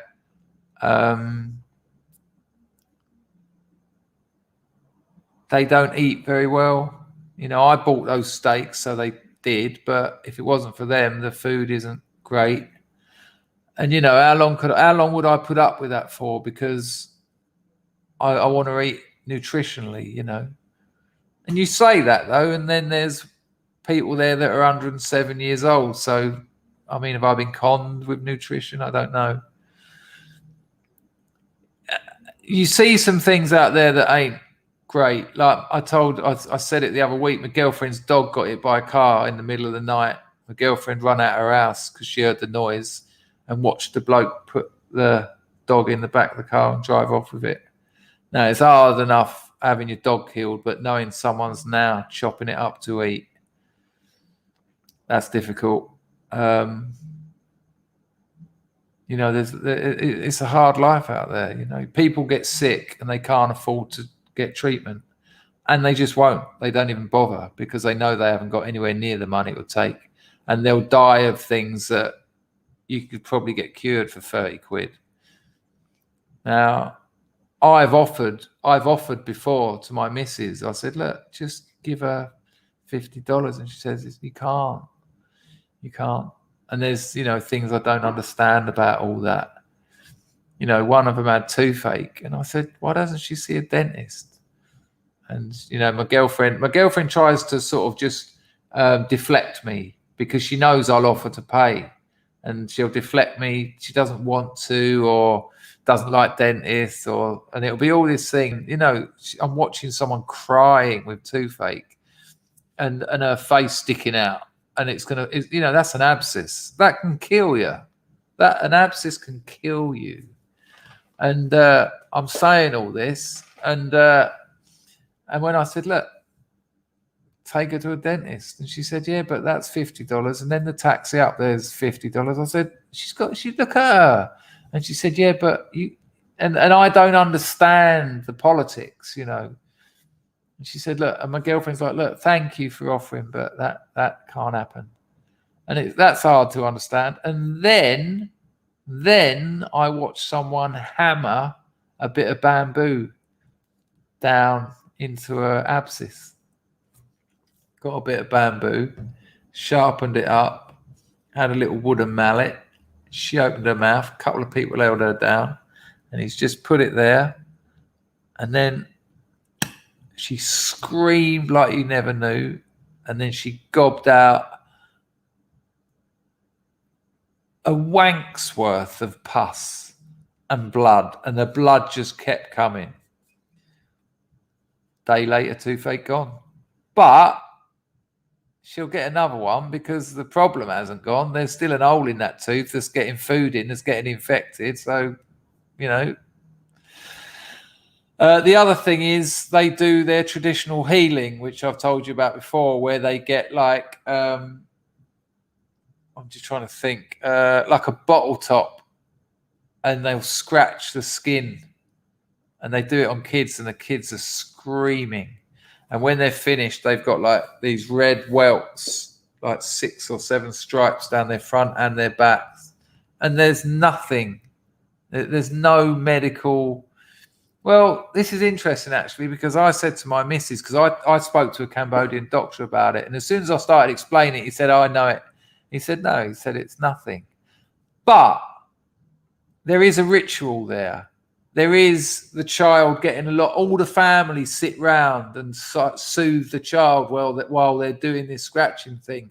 So maybe there is a medicinal element to it. Maybe there is something where, You know, children express psychosomatic disorders all the time. You know, ADHD is a classic one. There's no such thing as ADHD. You're just not getting the attention you need.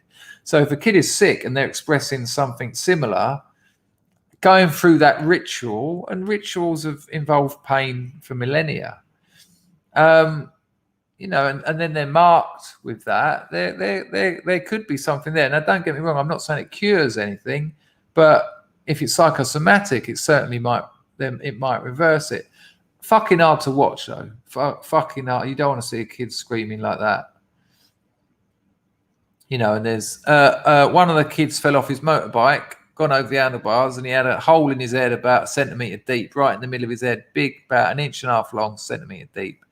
And the grandma was chewing leaves and just pushing them into this hole.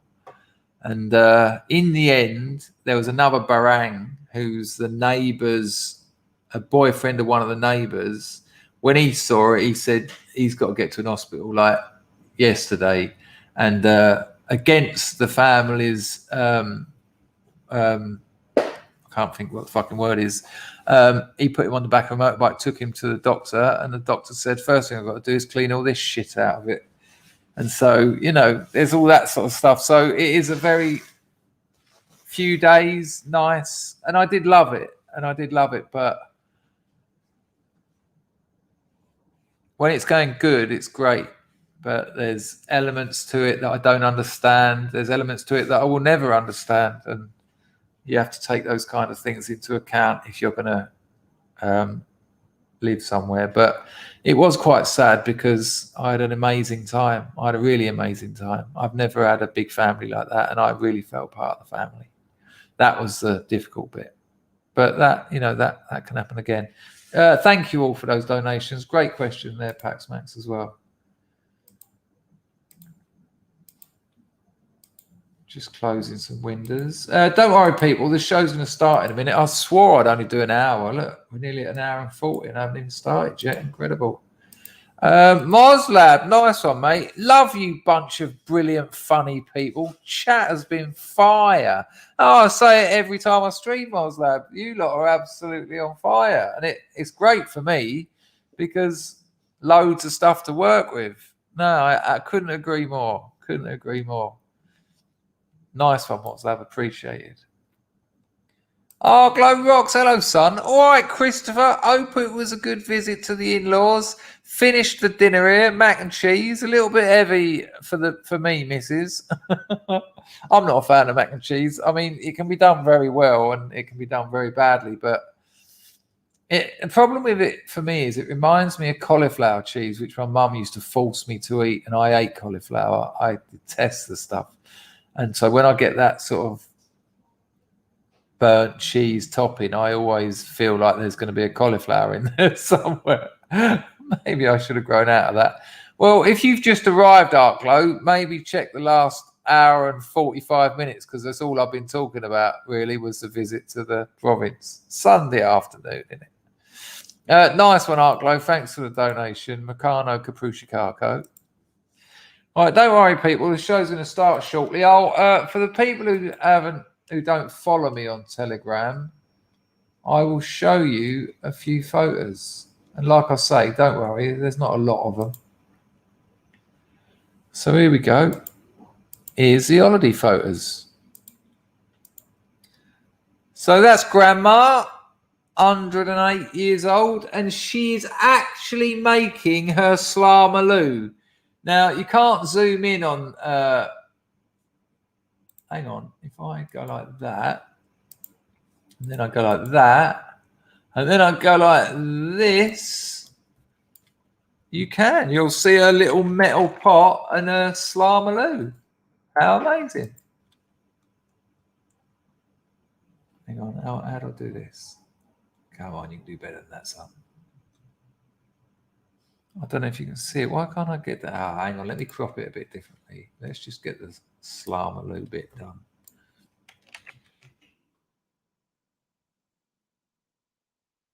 So look, there you go. That's the little, see my cursor, that's the little metal thing there. And that's a ring goes around one of her fingers. And she's crushing the beetle nut in that. So that's her. That was her this morning, actually. Oh no, yesterday morning.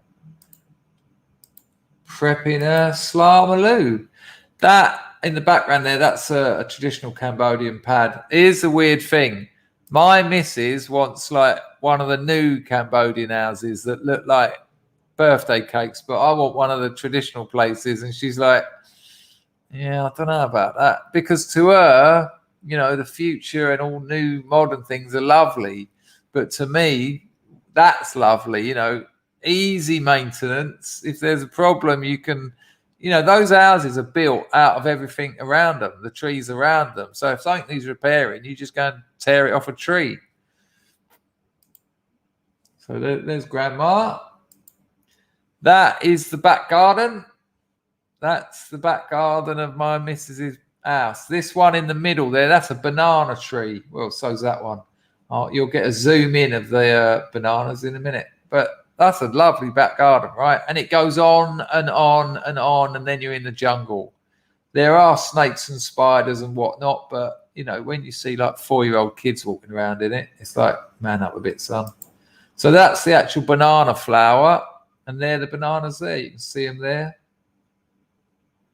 And one of those trees will produce about 20 of these banana stalks. So in one of these, you get about 50 bananas. So 20 of them, that's about 200 bananas in one of those trees. And they're grown for food. You know, that was planted. They don't, this isn't just wildlife. This is that little kid, Oni. My new best mate. There he is again with my shades on. There you go. There's a little barbecue there. And there, that's just the, I don't know what. Oh, they have chickens in here. Yeah, I haven't mentioned actually. The funny thing is, while you're there, there'll be just like a cow walk through the garden. And you say, I said to my missus, whose cow is that? And she'll look at it like it's the first time she's ever seen it, go, I don't know. and then like a couple of ducks will come through, about 10 little ducklings behind them. I go, who's they? She goes, I don't know. But they do have a load of chickens that live in these things, but they're free all day long. They walk around, they just walk around picking up things, little bits of food that are dropped. And then at night they go in this little shack here. But I don't think the people who hung their clothes over these will be happy about that barbecue there. That is where her mother and brother are currently staying. That's a traditional house, but they've got this corrugated iron stuff here, which has been they've been doing that for about 50 years. But you can just make it out of stripped trees. But lovely. When you go in there, it's lovely. And I said to the missus, I said, look, don't worry about what the fucking outside of the pad looks like. We can spend the money on the interior. It's up in the air. It's away from all the bugs and snakes and Lord knows what. But, you can get an idea of the environment. Look at all the palm trees and, all the sunshine. And it's so quiet. It's so quiet. There is a main road that was built about 7 years ago, but there's not a lot of traffic. There's one vehicle every sort of 30 minutes. There's the odd scooter that goes up and down. That's where a lot of her family live in this place. There's no beds or anything. They just sleep on the floor. They seem all right with that. There's Grandma. That's Grandma. That's how I wanted to tie my clamor today, but I couldn't work it out. I just couldn't do it. And they both just finished. This one does the old slamaloo as well. That is the Tokai. Look at that bastard that I spent the night with. I'll get it so I can show you it a bit better. Hang on. That was in between the wardrobe and the wall. That was about 1.5 foot long. About 14, 15 inches long. Maybe 1.33 feet. Looks like he's smiling, doesn't it? Look. Oh, I'm rather comfortable in here. The colours, because I had to, because it was tucked in there, I had to edit the video a bit and bring up the brightness or whatever. So you've lost a bit of the brilliance, but that was blue and red. It looks a bit grey and brown there, but that was blue and red. Look at him. You can see how long his tail is. Goes right down to there.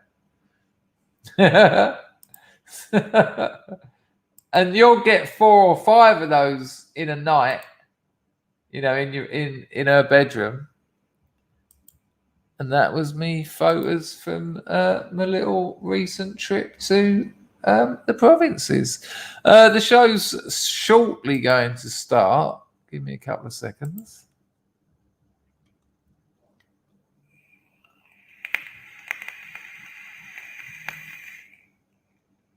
Good Lord, I'm well behind the chat. You lot are on fire. Hello, Fionn. Nice one. My parents tell me Ireland outside of Dublin was a lot like the Cambodian provinces when they grew up. How interesting. I assume they've been out to Cambodia or obviously seen them. How interesting. It's an amazing community. Now, look, thank you, Fionn, for the donation and the comment. Now, look. It ain't perfect. I do sometimes give you this sort of paradise, and I am a visitor. I'm no longer a tourist, but I'm a visitor. They do have the prop. There's a lot of alcoholism there. Like there's this one bird who just turns up every day, barely able to stand up, and she can't even talk. You know, that happens. There's domestic violence. I mean, everyone hears about it. No one does much about it, but the bloke is then ostracized. You know, when he like, there was a time last visit there when some bloke just sort of strolled in and sat down. No one spoke to him. And I noticed that ain't how people usually get welcomed there. And I've sort of, she got me to go in, and I've gone inside, and she said, nah, she said he beat up his wife and done her up pretty bad. So no one talks to him anymore, which is what a community should do. You know, he won't do it again, because if he does it again, he won't even, he'll have nothing. You know, at the moment he's ostracized. That's like a warning.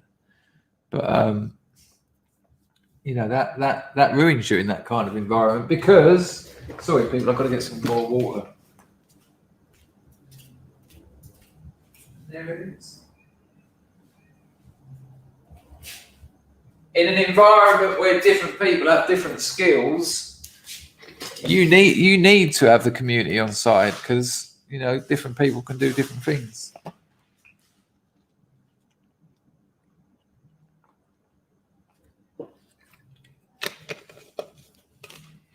But fuck me, man. My girlfriend said to me this morning, "Do you want a shower?" I said, "Nah, not really." And I'll tell you why. Because the shower, it's a pump well, and you just pump it into a big basin and then pour it over your head. I was like, "Nah, you're all right." Fuck that.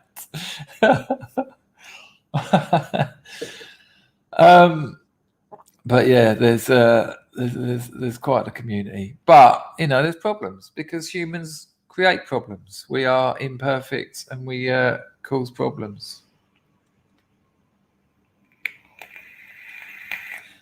Hello, Carter. Nice one on the donation. Get Carter. Arklow Rocks is going to spin back. You can spin however you want, son. It was a pleasure talking to you the other day. Where are we going here?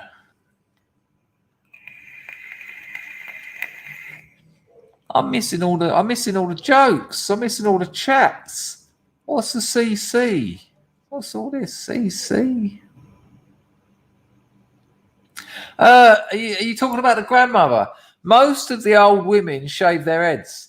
I don't know if it's a Buddhist thing. I mean, listen, I don't want to sound anti-European, but when I see old women in England with their big purple rinses, it always reminds me of Brazil.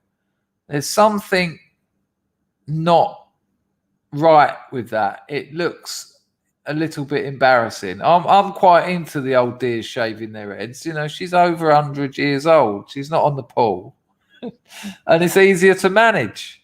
You know, she hasn't got she throws a bowl of water over her head and she's washed her hair. She does look very zen, yes. But you see them all around. I've never seen there's a couple. You see a couple, I suppose, but most of the old women just shave their heads. The house is on stilts because if you live downstairs, you're going to get loads of tokais, loads of snakes, loads of spiders, thousands of insects. You don't even know what they are. So you live up. You live. You know, it's like yeah. That's why.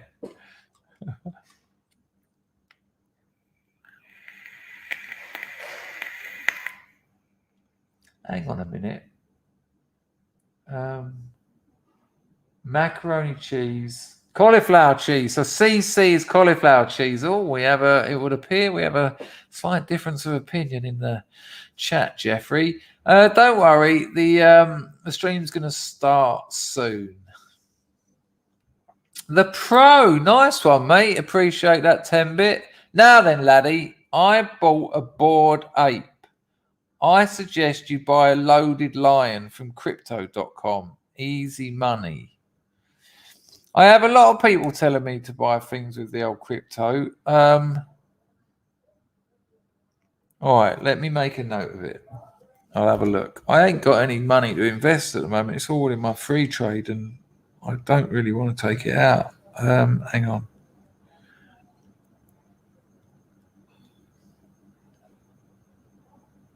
Loaded lion.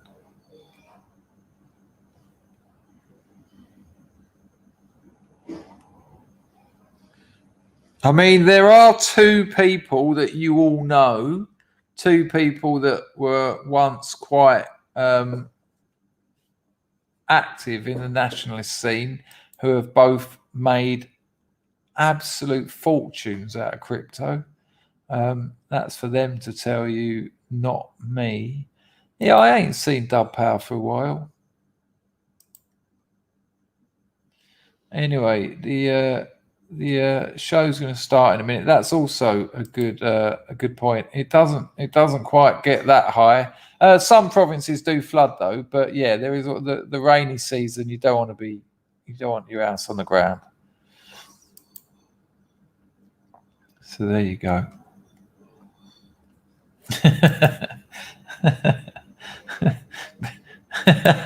Talking about that Tokai, Brandon says looks like my ex-missus. Megan Easier says impressive lizard. It's a shame old Pants ain't here. He'd have enjoyed that. Matthew says you sold me years ago, I'm moving now. It's nice out here, it is nice. Oh, God, Borden. Return of Borden. But those little Bordens, they're different. They're lovely. I've got a few living under the freezer, the fridge. But those Tokais are a different kettle of fish. They will nip you. And that ain't great. Matthew says, my dream was to live in Cambodia. Yeah, since I watched Apocalypse Now, I always thought that I'd end up somewhere in Southeast Asia. Thailand, Laos, Vietnam, Cambodia. I decided against Thailand in the end because I want to go to Thailand on holiday. Don't want to live, don't want to live somewhere. It ruins it. You can't go on holiday if you live there, can you?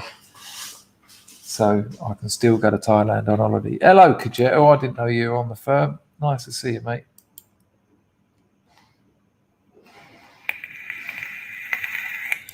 Yeah, without a doubt that, and it's the same in Phnom Penh. If you steal something and get caught, no one calls the police because what are they going to do? What, go to court and prove it and have photos? There's no CCTV around here or anything. No, people just get wise to it, and you're fucked. You're fucked. No, you aren't coming round our house. No, you're not going to come to the wedding. No, you're not going to go to the birthday. You're not. It ain't on. And they'll leave that can go on for a couple of years if you've nicked something, and you have to prove yourself. You have to start doing things for people. You have to repay your debt. You know, if someone needs a bit of building work done, if you've got those abilities, you do it for free. You have to get your respect. You have to earn your respect back.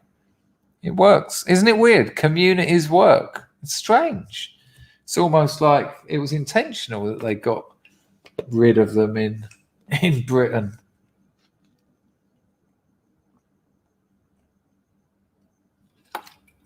Bastards. A little bit of actual swearing. Right, where am I going now? Don't worry, the show is going to start shortly. Oh, hang on a minute. You know what? The other day I said to Rags, I said to him, "Oh, Rags, hands, I'm on that, mate. I'll show that in a minute."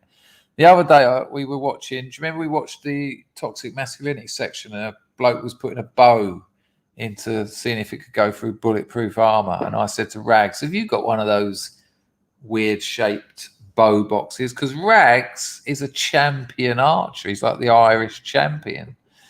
And it would appear he does have one of those weird boxes. This is Rags's. Look at that. Look at the bow Rags has got. Look at that bit of kit there. You got one of them, Moslab? Fuck me. Rags, weird question, but the one everyone wants to know. At what distance, longest distance, obviously, would one of those bows go in and out a human body? Sorry for the weird question, but I mean, what are we talking? 20 meters, 20 foot, 40 foot? Or am I massively underestimating it? Look at those wheels on the ends of it there. Fucking hell. And also, while we're at it, Rags, at what distance are you looking at 100% bullseye? If you had 3 arrows and you had to get them all in the bullseye, what distance do you reckon you could do that at? I know these are basic questions from someone who knows nothing about archery, but I think they're the ones people would like to know. There's another close-up of the arrows. Or are they darts? Or are they arrows? Bow and arrow. Oops. Look at that. Look at that. Look at his kit there. Wouldn't want to go causing problems down Rags's street, would you? You're out in Rags's street smashing up cars. You hear his window open. It's time to start running. Nice one, Rags. Han says this. We want to see a little Dangerfield for the new year. Why won't you go back to cushy England with your missus for a start? It ain't cushy. It's not cushy for me. Don't like it. Don't like it. Where am I going to afford to live with a new family? You know, I'm struggling to find the money to buy a property out here. Where am I going to live? In a London, in a ghetto somewhere hideous? Nah. I don't want to bring children up in England. I think it's in real trouble. Real trouble. There's no lockdown here. There's businesses thriving here.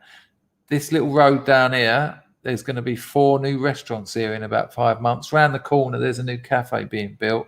3 hotels have gone up just over there in the last few months. People are getting on with their lives. There's no mandates or any of that bullshit. People ain't losing their jobs because they won't take the government. Coof. No.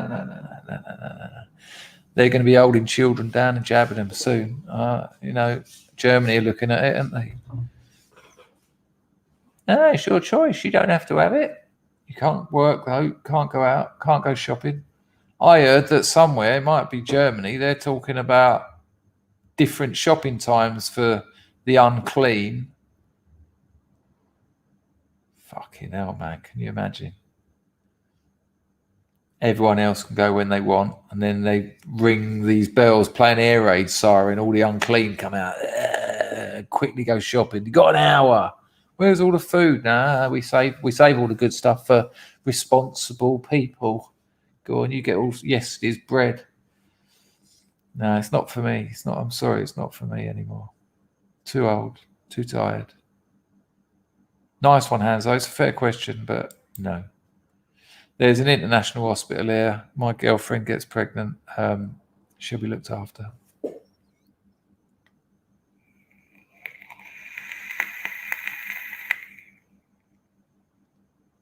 Thank you, Rusky. I just wrote, you know what? I just wrote on a sub. Oh, you lot, I've got. Don't worry, people. The show's going to start shortly. My latest Substack, which isn't one of my best. It's not bad by any means. It's just a little light-hearted, and most of the reviews reflected that. In the first 24 hours, let me get. I think if I remember rightly, it got 1,890 reads. And I've got to thank you lot for a fair proportion of those. Fucking amazing. As a writer, to be able to put out a short story, I mean, they've been growing ever since I started. You know, the first one got about 600 and then but in the first 20, because I know that'll keep growing now, but in the first 24 hours, nearly 2,000 people.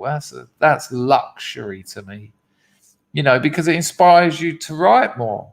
Because it's not just going to be stuck on a hard drive somewhere. It's going to actually get read. I was blown away. I got that statistic while I was out there. It came through yesterday. No, today, Sunday. Mind blown. So thank you all. And thank you for leaving comments. That really helps. And also, it's nice to know what you think.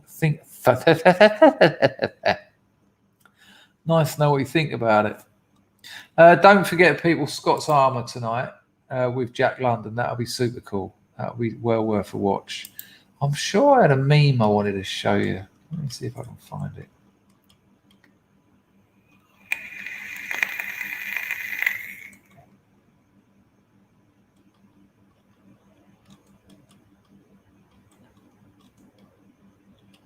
Oh, 3 Scrubs wrote to me and said, I know you keep...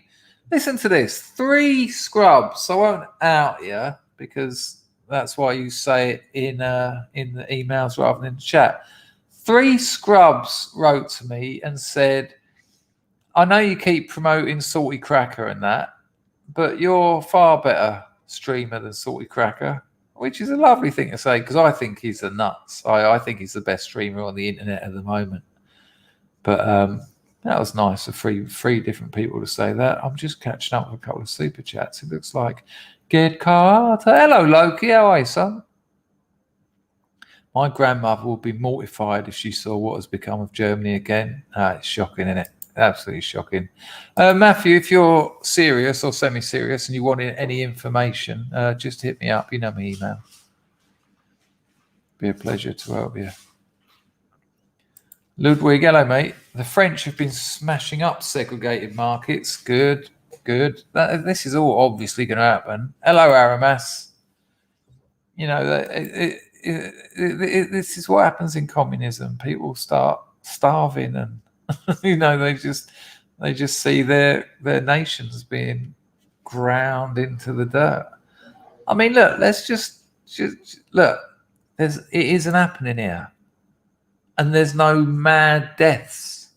And I have to say this. I know you're sick of this, but I'm no medical expert. This is for entertainment purposes only.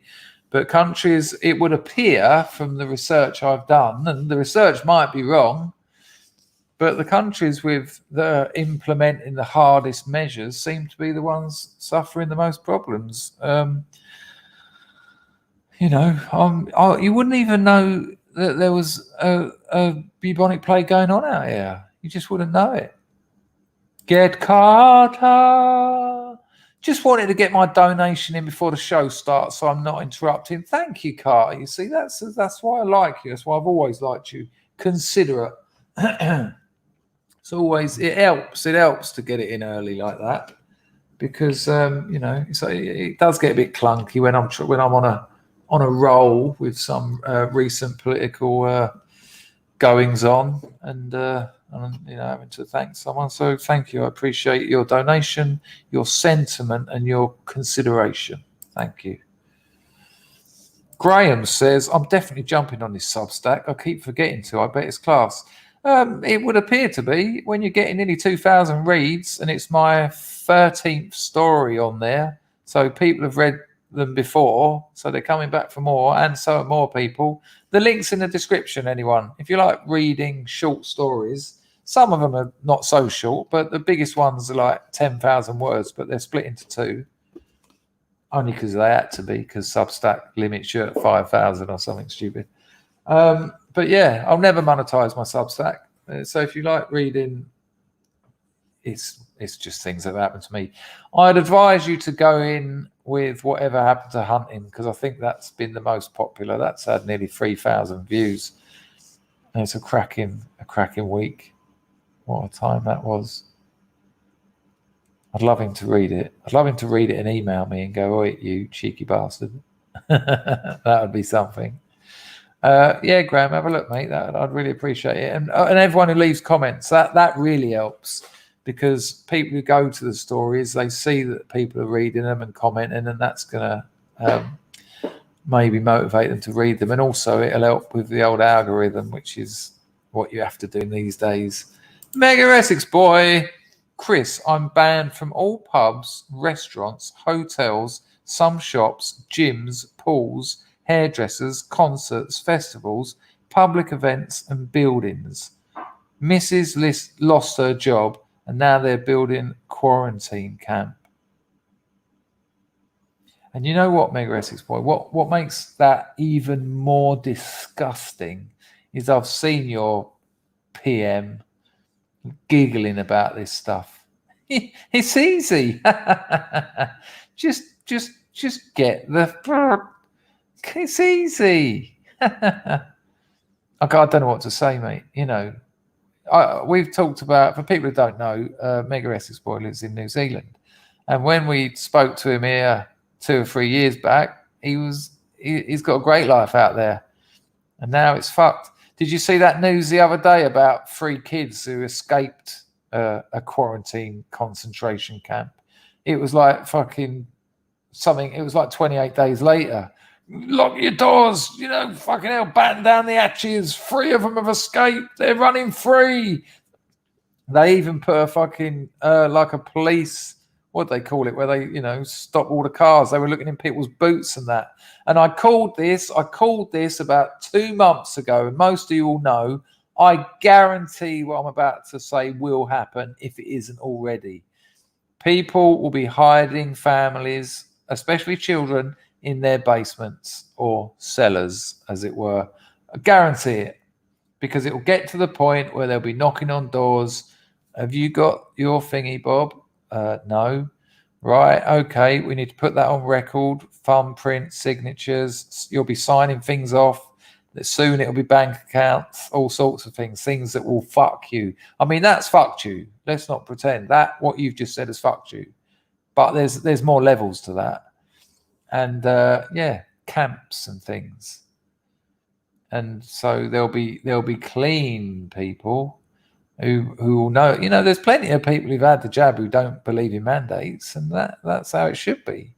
And I don't know enough about the vaccine to say if it works or not. I don't know enough. It hasn't involved my life. But I guarantee it'll be stormtroopers turning up at people's houses, crawling around, and then they'll hear a little cough, and they'll be tapping the floorboards, looking for that secret door. It'll be fucking Anne Frank all over again. I guarantee it. Wow. Sorry to hear that, mate. A quarantine camp. But now this might not go down too well. This overreach is going to fuck them. You know, the overreach. Let's look at America. The overreach with the southern border. The overreach with the $4.5 trillion Build Back Better bullshit. The overreach with the lack of energy independence. All of that stuff. You know, they know their time is limited. They know we live in an internet age where communism hasn't got anywhere near the lifeline it used to have. And so they're trying to do as much damage as quickly as possible. I'm going to show you a little video in a minute about what happened to all the money BLM made.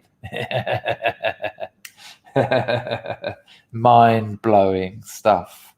Sorry to hear that, Mega Essex boy, but hold tight, mate. You know, stay strong. There's I don't think people are going to put up with this stuff for much longer. I really don't. Nice one, Mike. Appreciate it. Here's a couple of quid from a PB, I'll say. Thank you, Mike. Much appreciated. Good to see you. Grego says, salty cracker is the nuts, but you're the itchy red sack.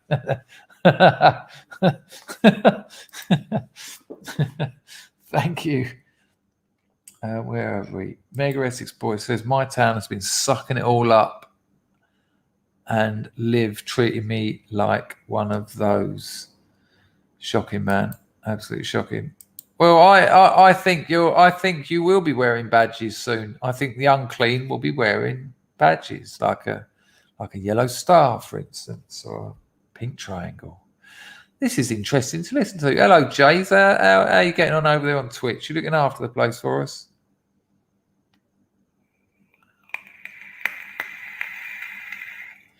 Steve Gray says, salty is way better than Dange. Nah, level par, if salty's lucky. Switcheroony. A nice one, Steve. He's brilliant, though. I mean, it's his full-time job, so I don't. He is brilliant. I've told you that, so I'm not going to argue it.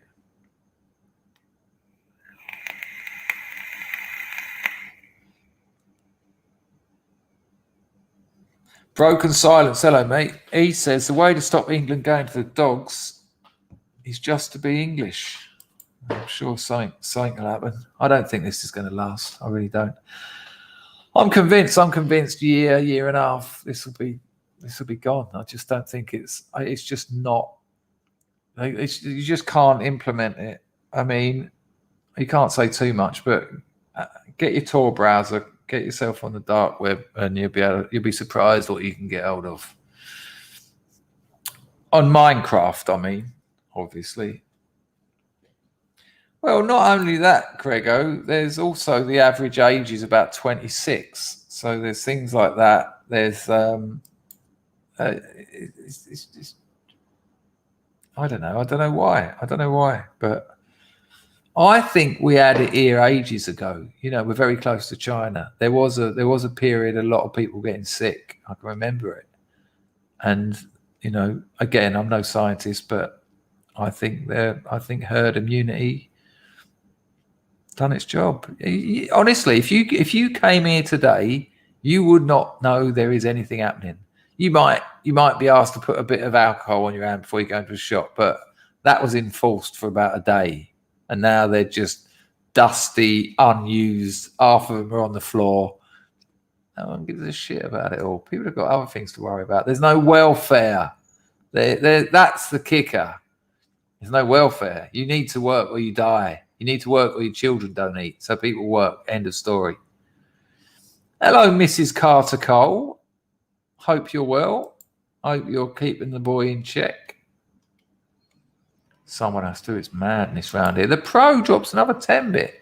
Nothing to say. Just wanted to send a coffee. Send you a coffee. I don't know what a coffee. A coffee is a coffee. Wanted to send you a coffee. Nice one, the pro. Very nice. Much appreciated. Billy Blog says, Dangerfield, the OV is a very mild and highly transmissible. So it should take over from the D and then the P. That might be why they're so scared of it. Yeah, I really don't know enough about it all. And I know that's a bit shitty of me, but you know, there's other people who do that you'll be better off going to for information about that. Yeah, I think that's a good call, actually. One in the chat from Mega Essex Boy. Sounds like he's having a fucking nightmare, to be honest with you. Stay strong, mate.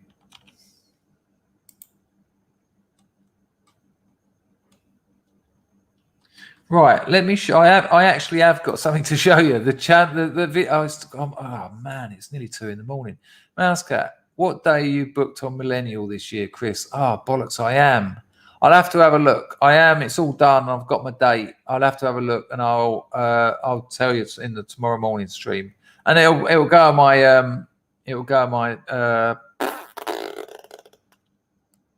Telegram after this show, if I remember. But it's done. I think I've been on it 4 times now. Where have those years gone? That'll be interesting. Nice one, Mousecat. Appreciate that, Lady Godiva. Rag says, Chris, they were training Australian forces in urban combat door to door. It's absurd, isn't it? Absolutely absurd. Right, hang on a minute. I've just had an update on English, which is something I know absolutely niche about. Let's find out. Well, this has been quite a relaxing stream. I hope you've enjoyed what I had to say. I mean, it was inevitably going to be province-based. I did call the stream something about provinces, and I think I put chill stream in there. I'm not full of energy. I've got nothing, and less than what I started with. Oh, bollocks! I've just remembered I've got to go super duper. I've got no food in the house. Have I got enough to get through? Have I got some cereal? That'll see me through till tomorrow.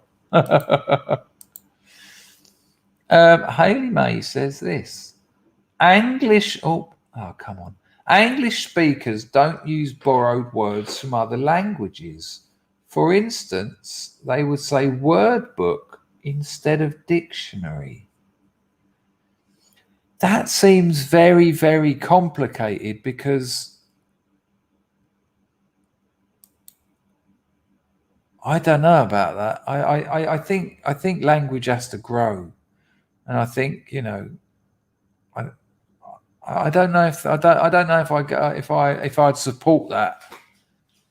That sounds a little bit double plus good in a way. It might have the opposite effect. I mean, the dictionaries are pretty useless now anyway. They just keep changing the fucking meanings to suit the communist ideology. Nice one, Haley. I'll have a look at it. I will look into that because it sounds interesting, but I've never heard anything about it. But I think you're going to struggle to, how are you going to,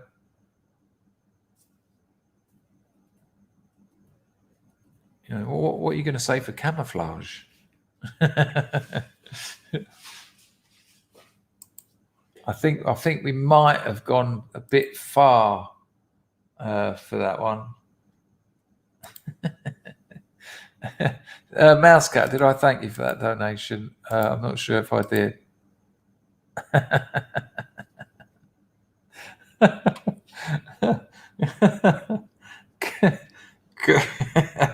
Courtesy of Rags. Now there's a funny little story about that song. If you don't know it, it's Christmas time, mistletoe and wine, children singing Christian rhymes. That was written by Keith Strachan, who wrote Who Wants to Be a Millionaire with his son Matthew Strachan, who's one of Bally G's other's mates, or was until he killed himself a couple of months ago.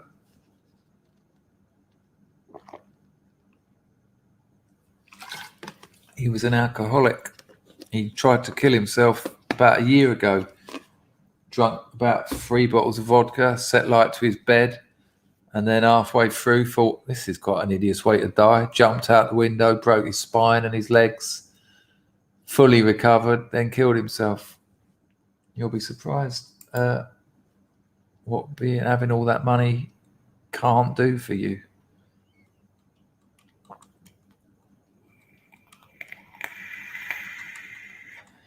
Amazing. Hello, Mark. Good to see you. Space Opera Mark, that is. Skin Scar still here. Good. You lot are talking so much. Hello, William Nicholson. I don't even think I said hello to Dennis. Graham says this is cheering me right up. Oh, I like a bit of the sound of that. Nice one, Bushy. You wait till the show starts. It'll be brilliant. Tony Introvert said, is it buzzing true yet? What's that? Slamaloo? We got another one for you. Hang on, people. There's the old Scottish variant. At least you can hear it coming. Hello, Pags. Right, I'm going to actually show you something, people. The show's going to start shortly after this. It's quite a long clip. I probably won't show you all of it, but It's a Wurzel route, which some of you will probably know. He makes some good content.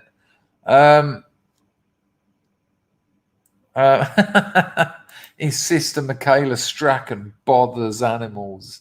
She's got some eating disorders on the go. That thing, she's like a skeleton, isn't she? I don't know. She's great.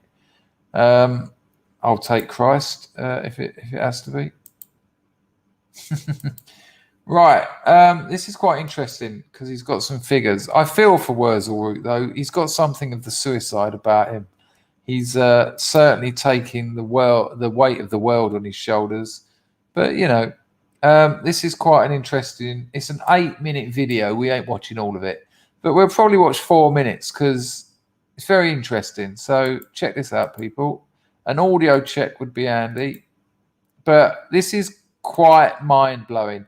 And before we get into it, very, very good for our people, very good for our calls, because this information is getting out there, and people will be like, "Oh, that doesn't sound that isn't what I was told." And I've seen black community leaders on the internet saying, "We ain't seen a fucking penny. We've not seen a penny of what we were promised." So check this out. Like I say, we won't watch all of it. So in 2020, Black Lives Matter Global claims to have given $90 million to local Black Lives Matter chapters in black communities. You know, they had a nice pie chart. It was all laid out there and explained properly. A real A+, high school class project. 2 problems, though. One, $90 million doesn't really seem like a lot of money for Black Lives Matter.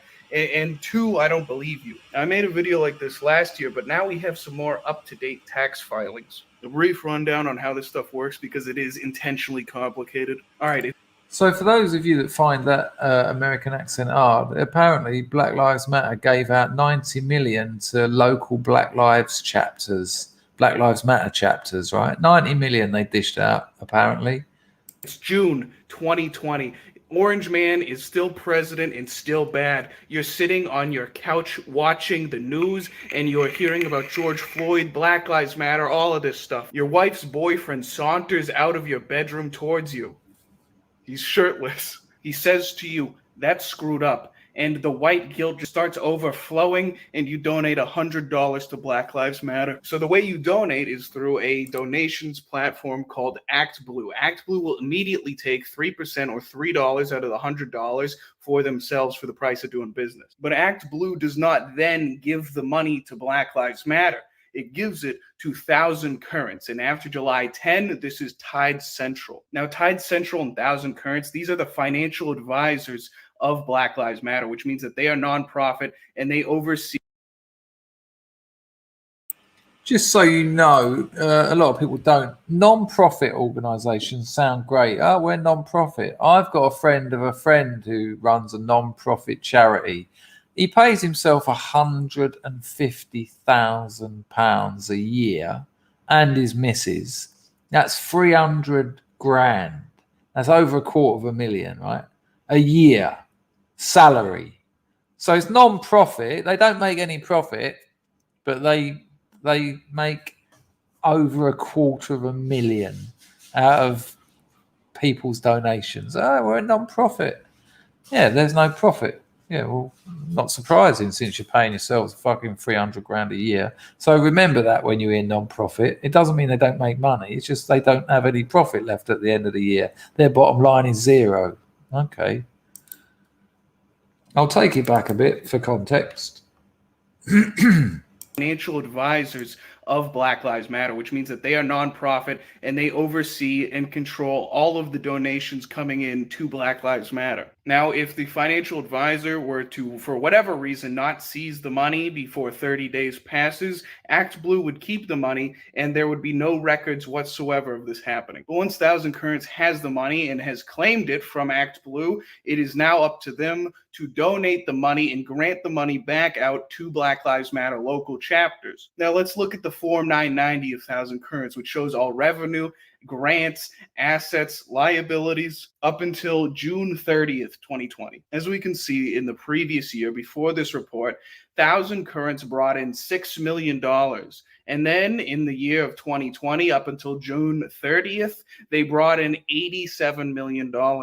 Now, obviously, there's no way to tell how much of this revenue was donated to Black Lives Matter. Black Lives Matter is the biggest organization which they manage, and it is so big, in fact, that they ended up giving up control to Tide Central because of how big it was. Just get a figure in your head for how much you think they donated. Maybe half of it, $40 million, maybe some more. The answer is $3 million.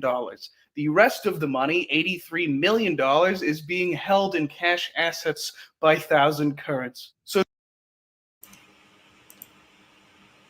$3 million. $3 million they gave out to local Black Lives Matter chapters to go into black communities. 3 million. That ain't doing nothing. That's doing nothing. Imagine that spread out over all of those communities. I bet each one got like 200 grand. Fuck me. So to reiterate, from the start of 2020 to June 30th of 2020, all of the money which was donated, pretty much all of the money which was donated to Black Lives Matter is currently being held for safekeeping by Susan Rosenberg and her charity. Susan Rosenberg, by the way, who is a convicted communist domestic terrorist. That is absolutely gospel as well. She went away for I think she was planning to bomb something. She's a self-proclaimed Marxist, and if I'm right, she done time for it. Yeah, she runs that organization that's holding all that money in cash assets. Oh, this all seems lovely. What was her name again? Rosenberg, did you say?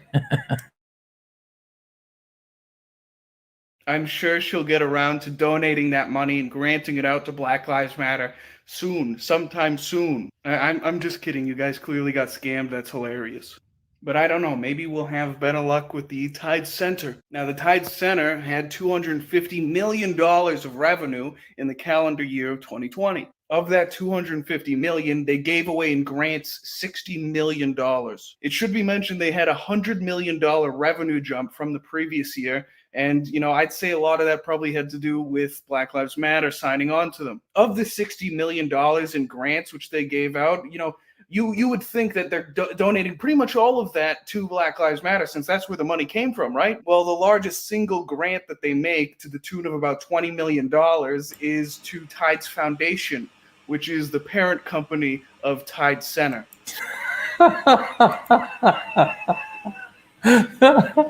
The biggest single donation they made to these local black communities was to their own parent company. This is money laundering. This is just moving money around, avoiding taxes, lying, blagging, cheating. It's incredible. It's incredible. And it's all, this information isn't hard to find. This is all out there. You can get this stuff. But again, the transparency of the situation, it doesn't matter anymore. They don't care. Fuck you. And where did that money come from? Where did all those donations come from? Black people? I wonder where the majority of that money. I wonder where the majority, what communities gave that most of that money. I mean, I don't know. I'm just guessing. It's largely conjecture. But I'm assuming if a community needs money, they probably won't be donating. So excluding themselves, they only really gave around $40 million to charity, right? But most of that money actually went to bail organizations. So maybe black criminals' lives. Right, and this is really important. This is key. The other day on this channel, we looked at that bloke that done the SUV death drive, right? So GoFundMe, which is a Sorge Goros organization, they got such a massive backlash because GoFundMe was trying to raise 5 million bail for that fella, right? Now, this is the same GoFundMe that wouldn't allow Rittenhouse to raise money, right? This is the level of their cuntishness is the only word I can use. And then because of the huge backlash, they scrapped it. And then the next day, another GoFundMe for 5 million turned up. And we had a look at that bird on this channel, and this is a woman who was seen giving out weaponry, giving out body armor, giving out all sorts of things out the back of a lorry, who describes herself as a, now what was it? A bail. What's the word? It's something, it means to sort of to sort of confuse, a bail. Anyway, there's organizations that raise money to bail people out who can't afford to bail. It begins with D, bail disturber, something like that, a bail. Yeah. And so the majority of that money that didn't go to their own parent company hasn't gone to black communities. Bail disruptor, that's it, bail disruptor. It hasn't gone to black communities, it's gone to this bail disruption thing, which is part of the same ideology as defunding the police, part of the same ideology as emptying the prisons. No, fuck the fact that this geezer drove through a lot of people deliberately. You know, we should pay his bail. Well, that sounds like a nice society. What could possibly go wrong? So after the money they gave to their own parent company, the next biggest donation went to bail disruption. You know, the reason they set these kind of figures is so that people don't get out onto the street who've got an absolute history of violence and have also proven themselves to be black supremacists. But, you know, fuck that, because white supremacy is a big problem. That's the bogeyman. So let's just, you know, help get these people out of prison. Sounds like what people donated for. Yeah, that sounds about right. I'm sure that's what people thought their money would be going towards. Improved from this money, but only about $4.7 million ended up being funded to local BLM chapters. So out of the total revenue, Tide Center as a whole, the entire 501c brought in $250 million revenue. Black Lives Matter local chapters and Black Lives Matter affiliated programs only brought in $4.77 million, or 0.018%. So if you that's fucking bizarre. 0.18% of all that money, millions and millions, actually found its way to local Black Lives Matter chapters.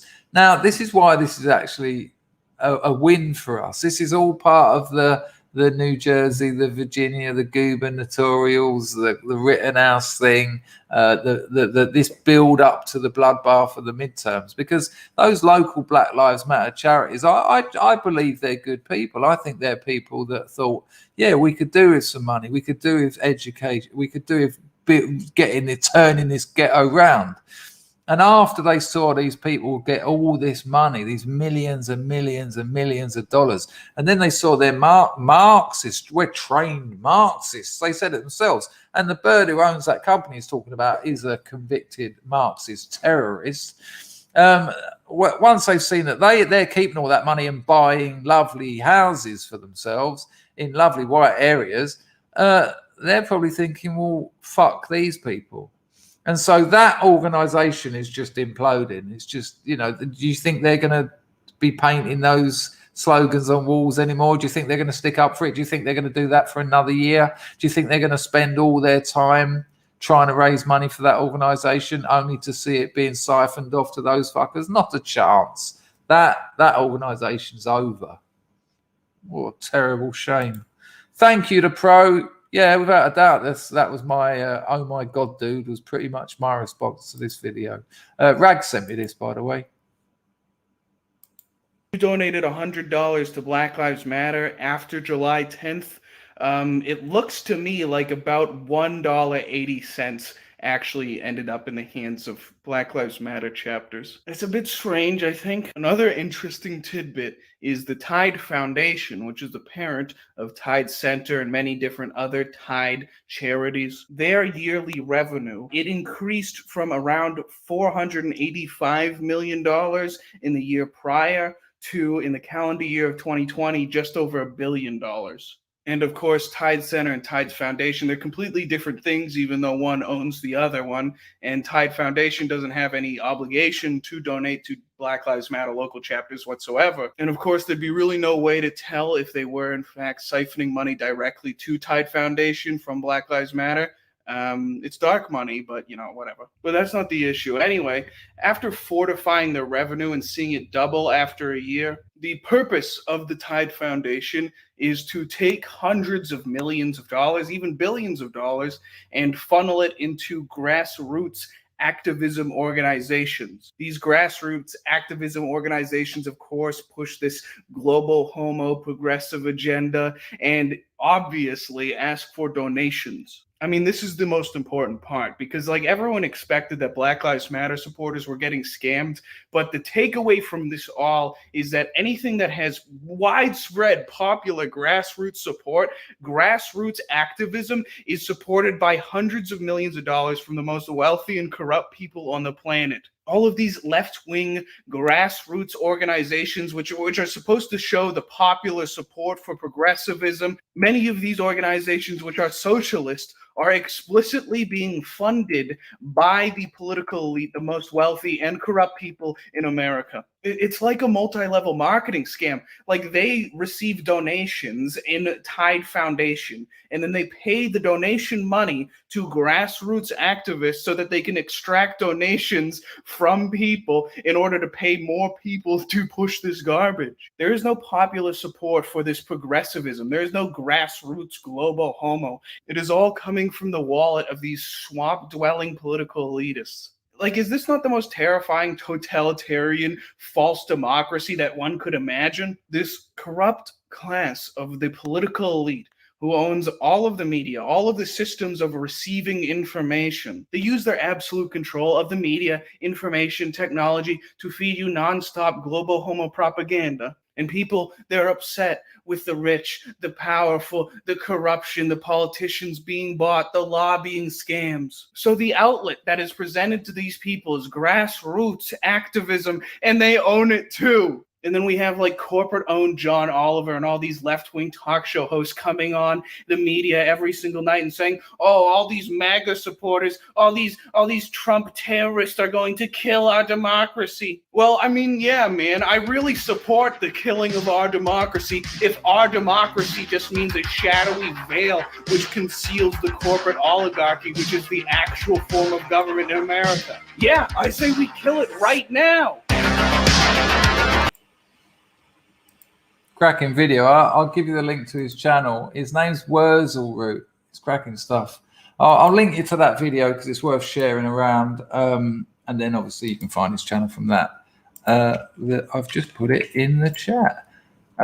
Also, one thing, the Pro, did I actually thank you for that donation? Because that was very kind of you.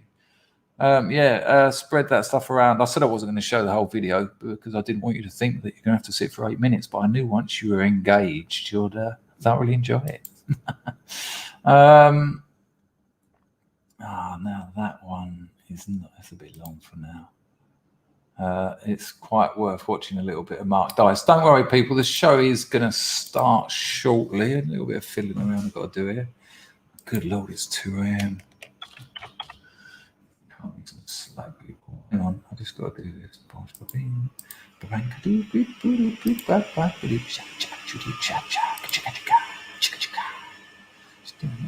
All right. Hang on a minute.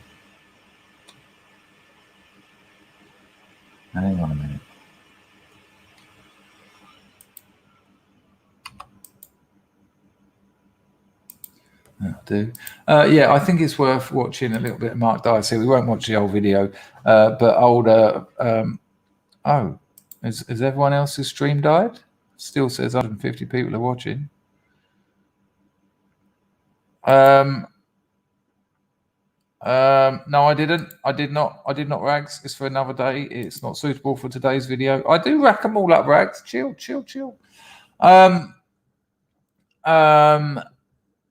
Yeah, it's worth watching. This is a little bit more about Fredo. I keep saying Fredo. I think of the little chocolate bars.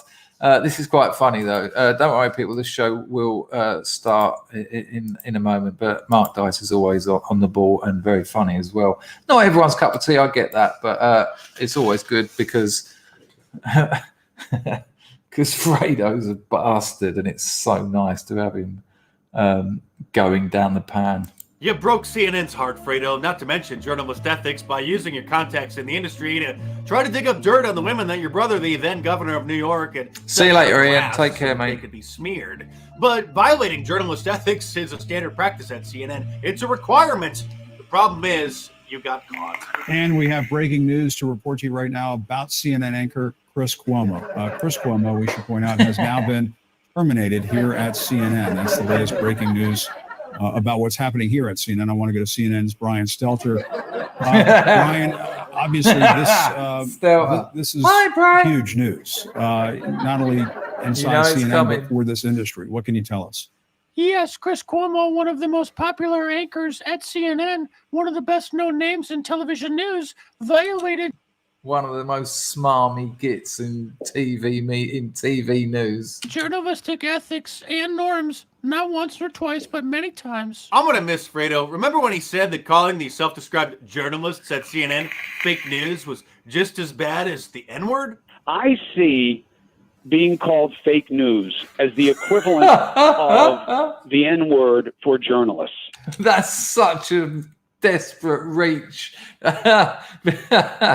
because without a doubt the whole fake news has totally obliterated the mainstream media. I mean, CNN are getting beaten by cooking channels at prime time, struggling to get 1 million viewers. Fucking million. Fake news is the worst thing that you can call a journalist. Yeah, because it exposes you for what you are. It's like an ethnic disparagement. We all have these ugly words for people. It's like that's the one for journalists. Hang on. I've just got to read that again. He actually said it. Listen, hang on. For journalists. Fake news is the worst thing that you can call a journalist. It's like an ethnic disparagement. We all have these ugly words for people.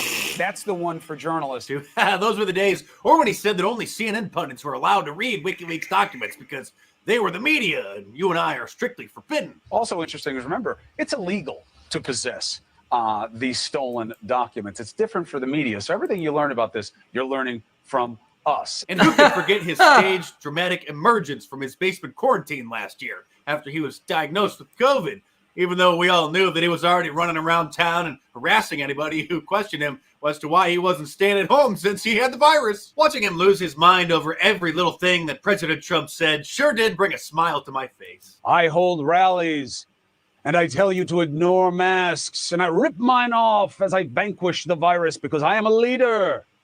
Fear not, COVID. What an absolute twat this bloke is. What a bunch of bull.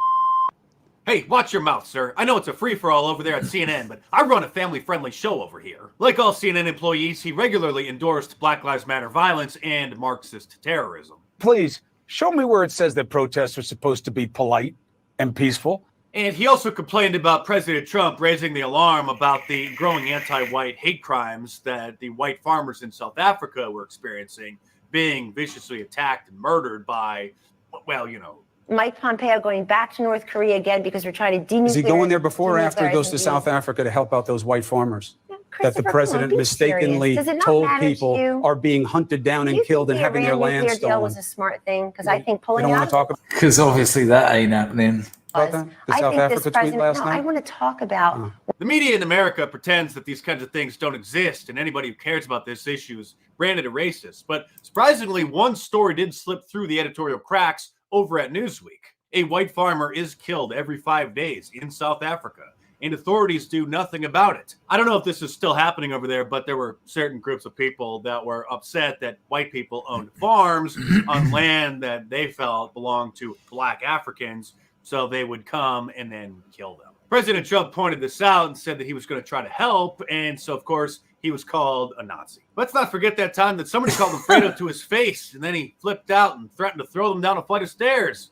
Of course, he didn't get fired for that because CNN loves inciting violence. You punk ass bitch. Violence against Trump supporters. If he had only openly masturbated during a company meeting on Zoom like his colleague Jeffrey Tubin, then Fredo would still have a job. Remember that? I've only just remembered that. Hit, however, is his special friend Don Lemon, who's going through some issues of his own. He's currently being sued by a Old knuckle deep Lemon. man for allegedly sexually assaulting him when he was drunk in a bar. But Don Lemonhead has black and LGBT privilege, so he gets to keep his job. But he did cash in while times were good, making a reported $6 million a year. That's $500,000 a month. Doing a show 5 days a week, Monday through Friday, that's $25,000 a day. Even if he was only making half that, $3 million a year, which he easily was, that's over $12,000 a show. So in one day, he was making more money than most Americans do in an entire month. Being a servant of Satan with a silver tongue pays very well, obviously. Wow. So he's got more than enough money to live a luxurious lifestyle for the rest of his life over there in the Hamptons. But eventually he'll get bored and he'll end up doing what every mainstream celebrity and journalist is doing, and that's starting a YouTube channel. They all really go well, don't they? It will be, well, obviously no dislikes now because you can't have them. Comments banned. Unfortunately for us, YouTube has already disabled the dislike button. Something I'm sure everyone will like, however, is free. There you go. There's me saying I won't show the whole thing, and I went and showed the whole thing. Right, people, the show is actually about to start. It's been an absolute pleasure talking to you. I'm surprised that's only 3 hours.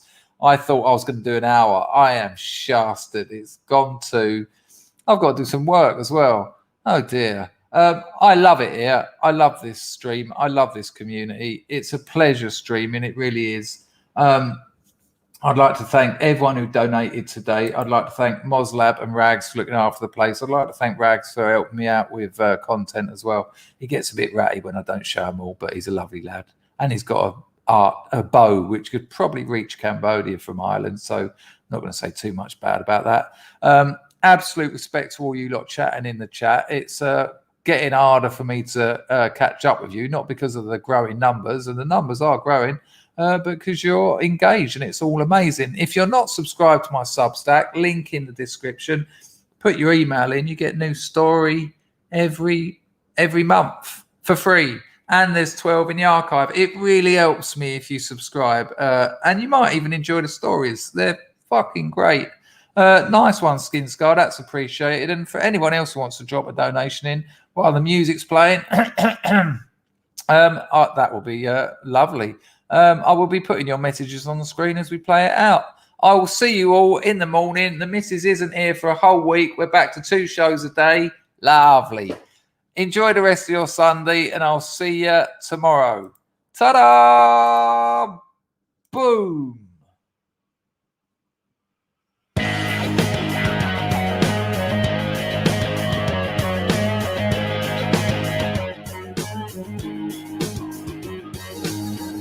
Daddy, you're fighting good. Feel the glory he said you would.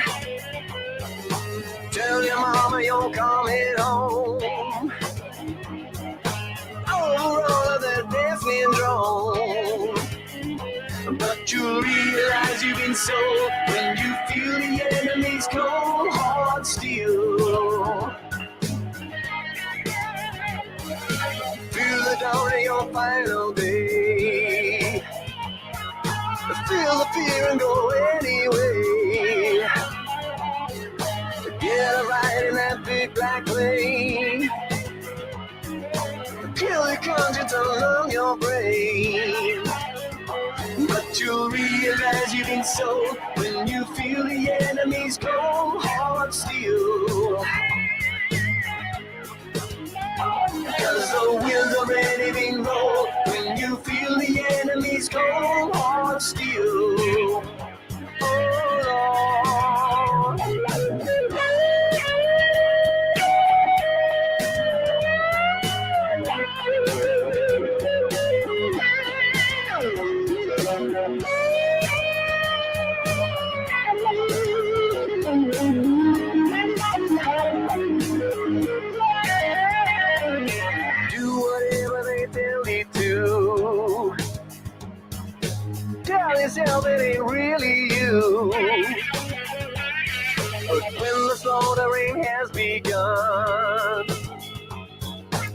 You'll Cheers, be murdering Vincent. someone's son.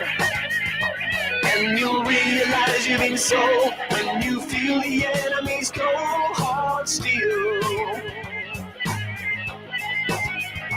Cause the wheels already been rolled when you feel the enemy's cold hard steel.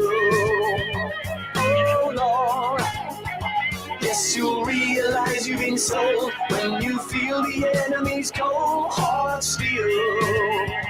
Oh Lord, cause the wheels already been rolled. Chrissy. when you feel the enemy's cold Nice one, hard Chrissy. steel. Oh Lord, hey. I'll watch the video back, Manny Moo.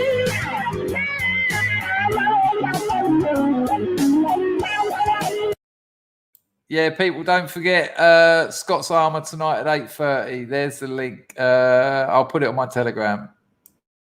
Rags has probably put it in the Scrubs, the Scrubs Lifeboat as well, which reached 100 members, apparently. Lumi told me to celebrate something, but he didn't tell me what. There's some kind of show or something, but I'm sure I'll find out.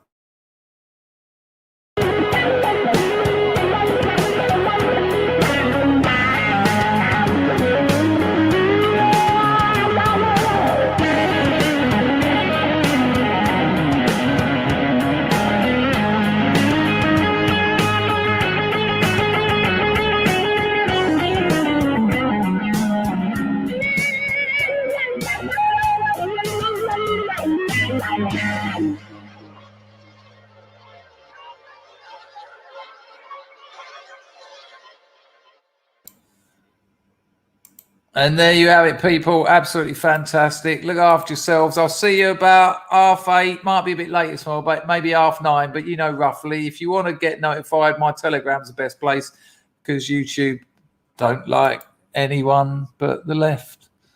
Not very nice, is it? Ta-da!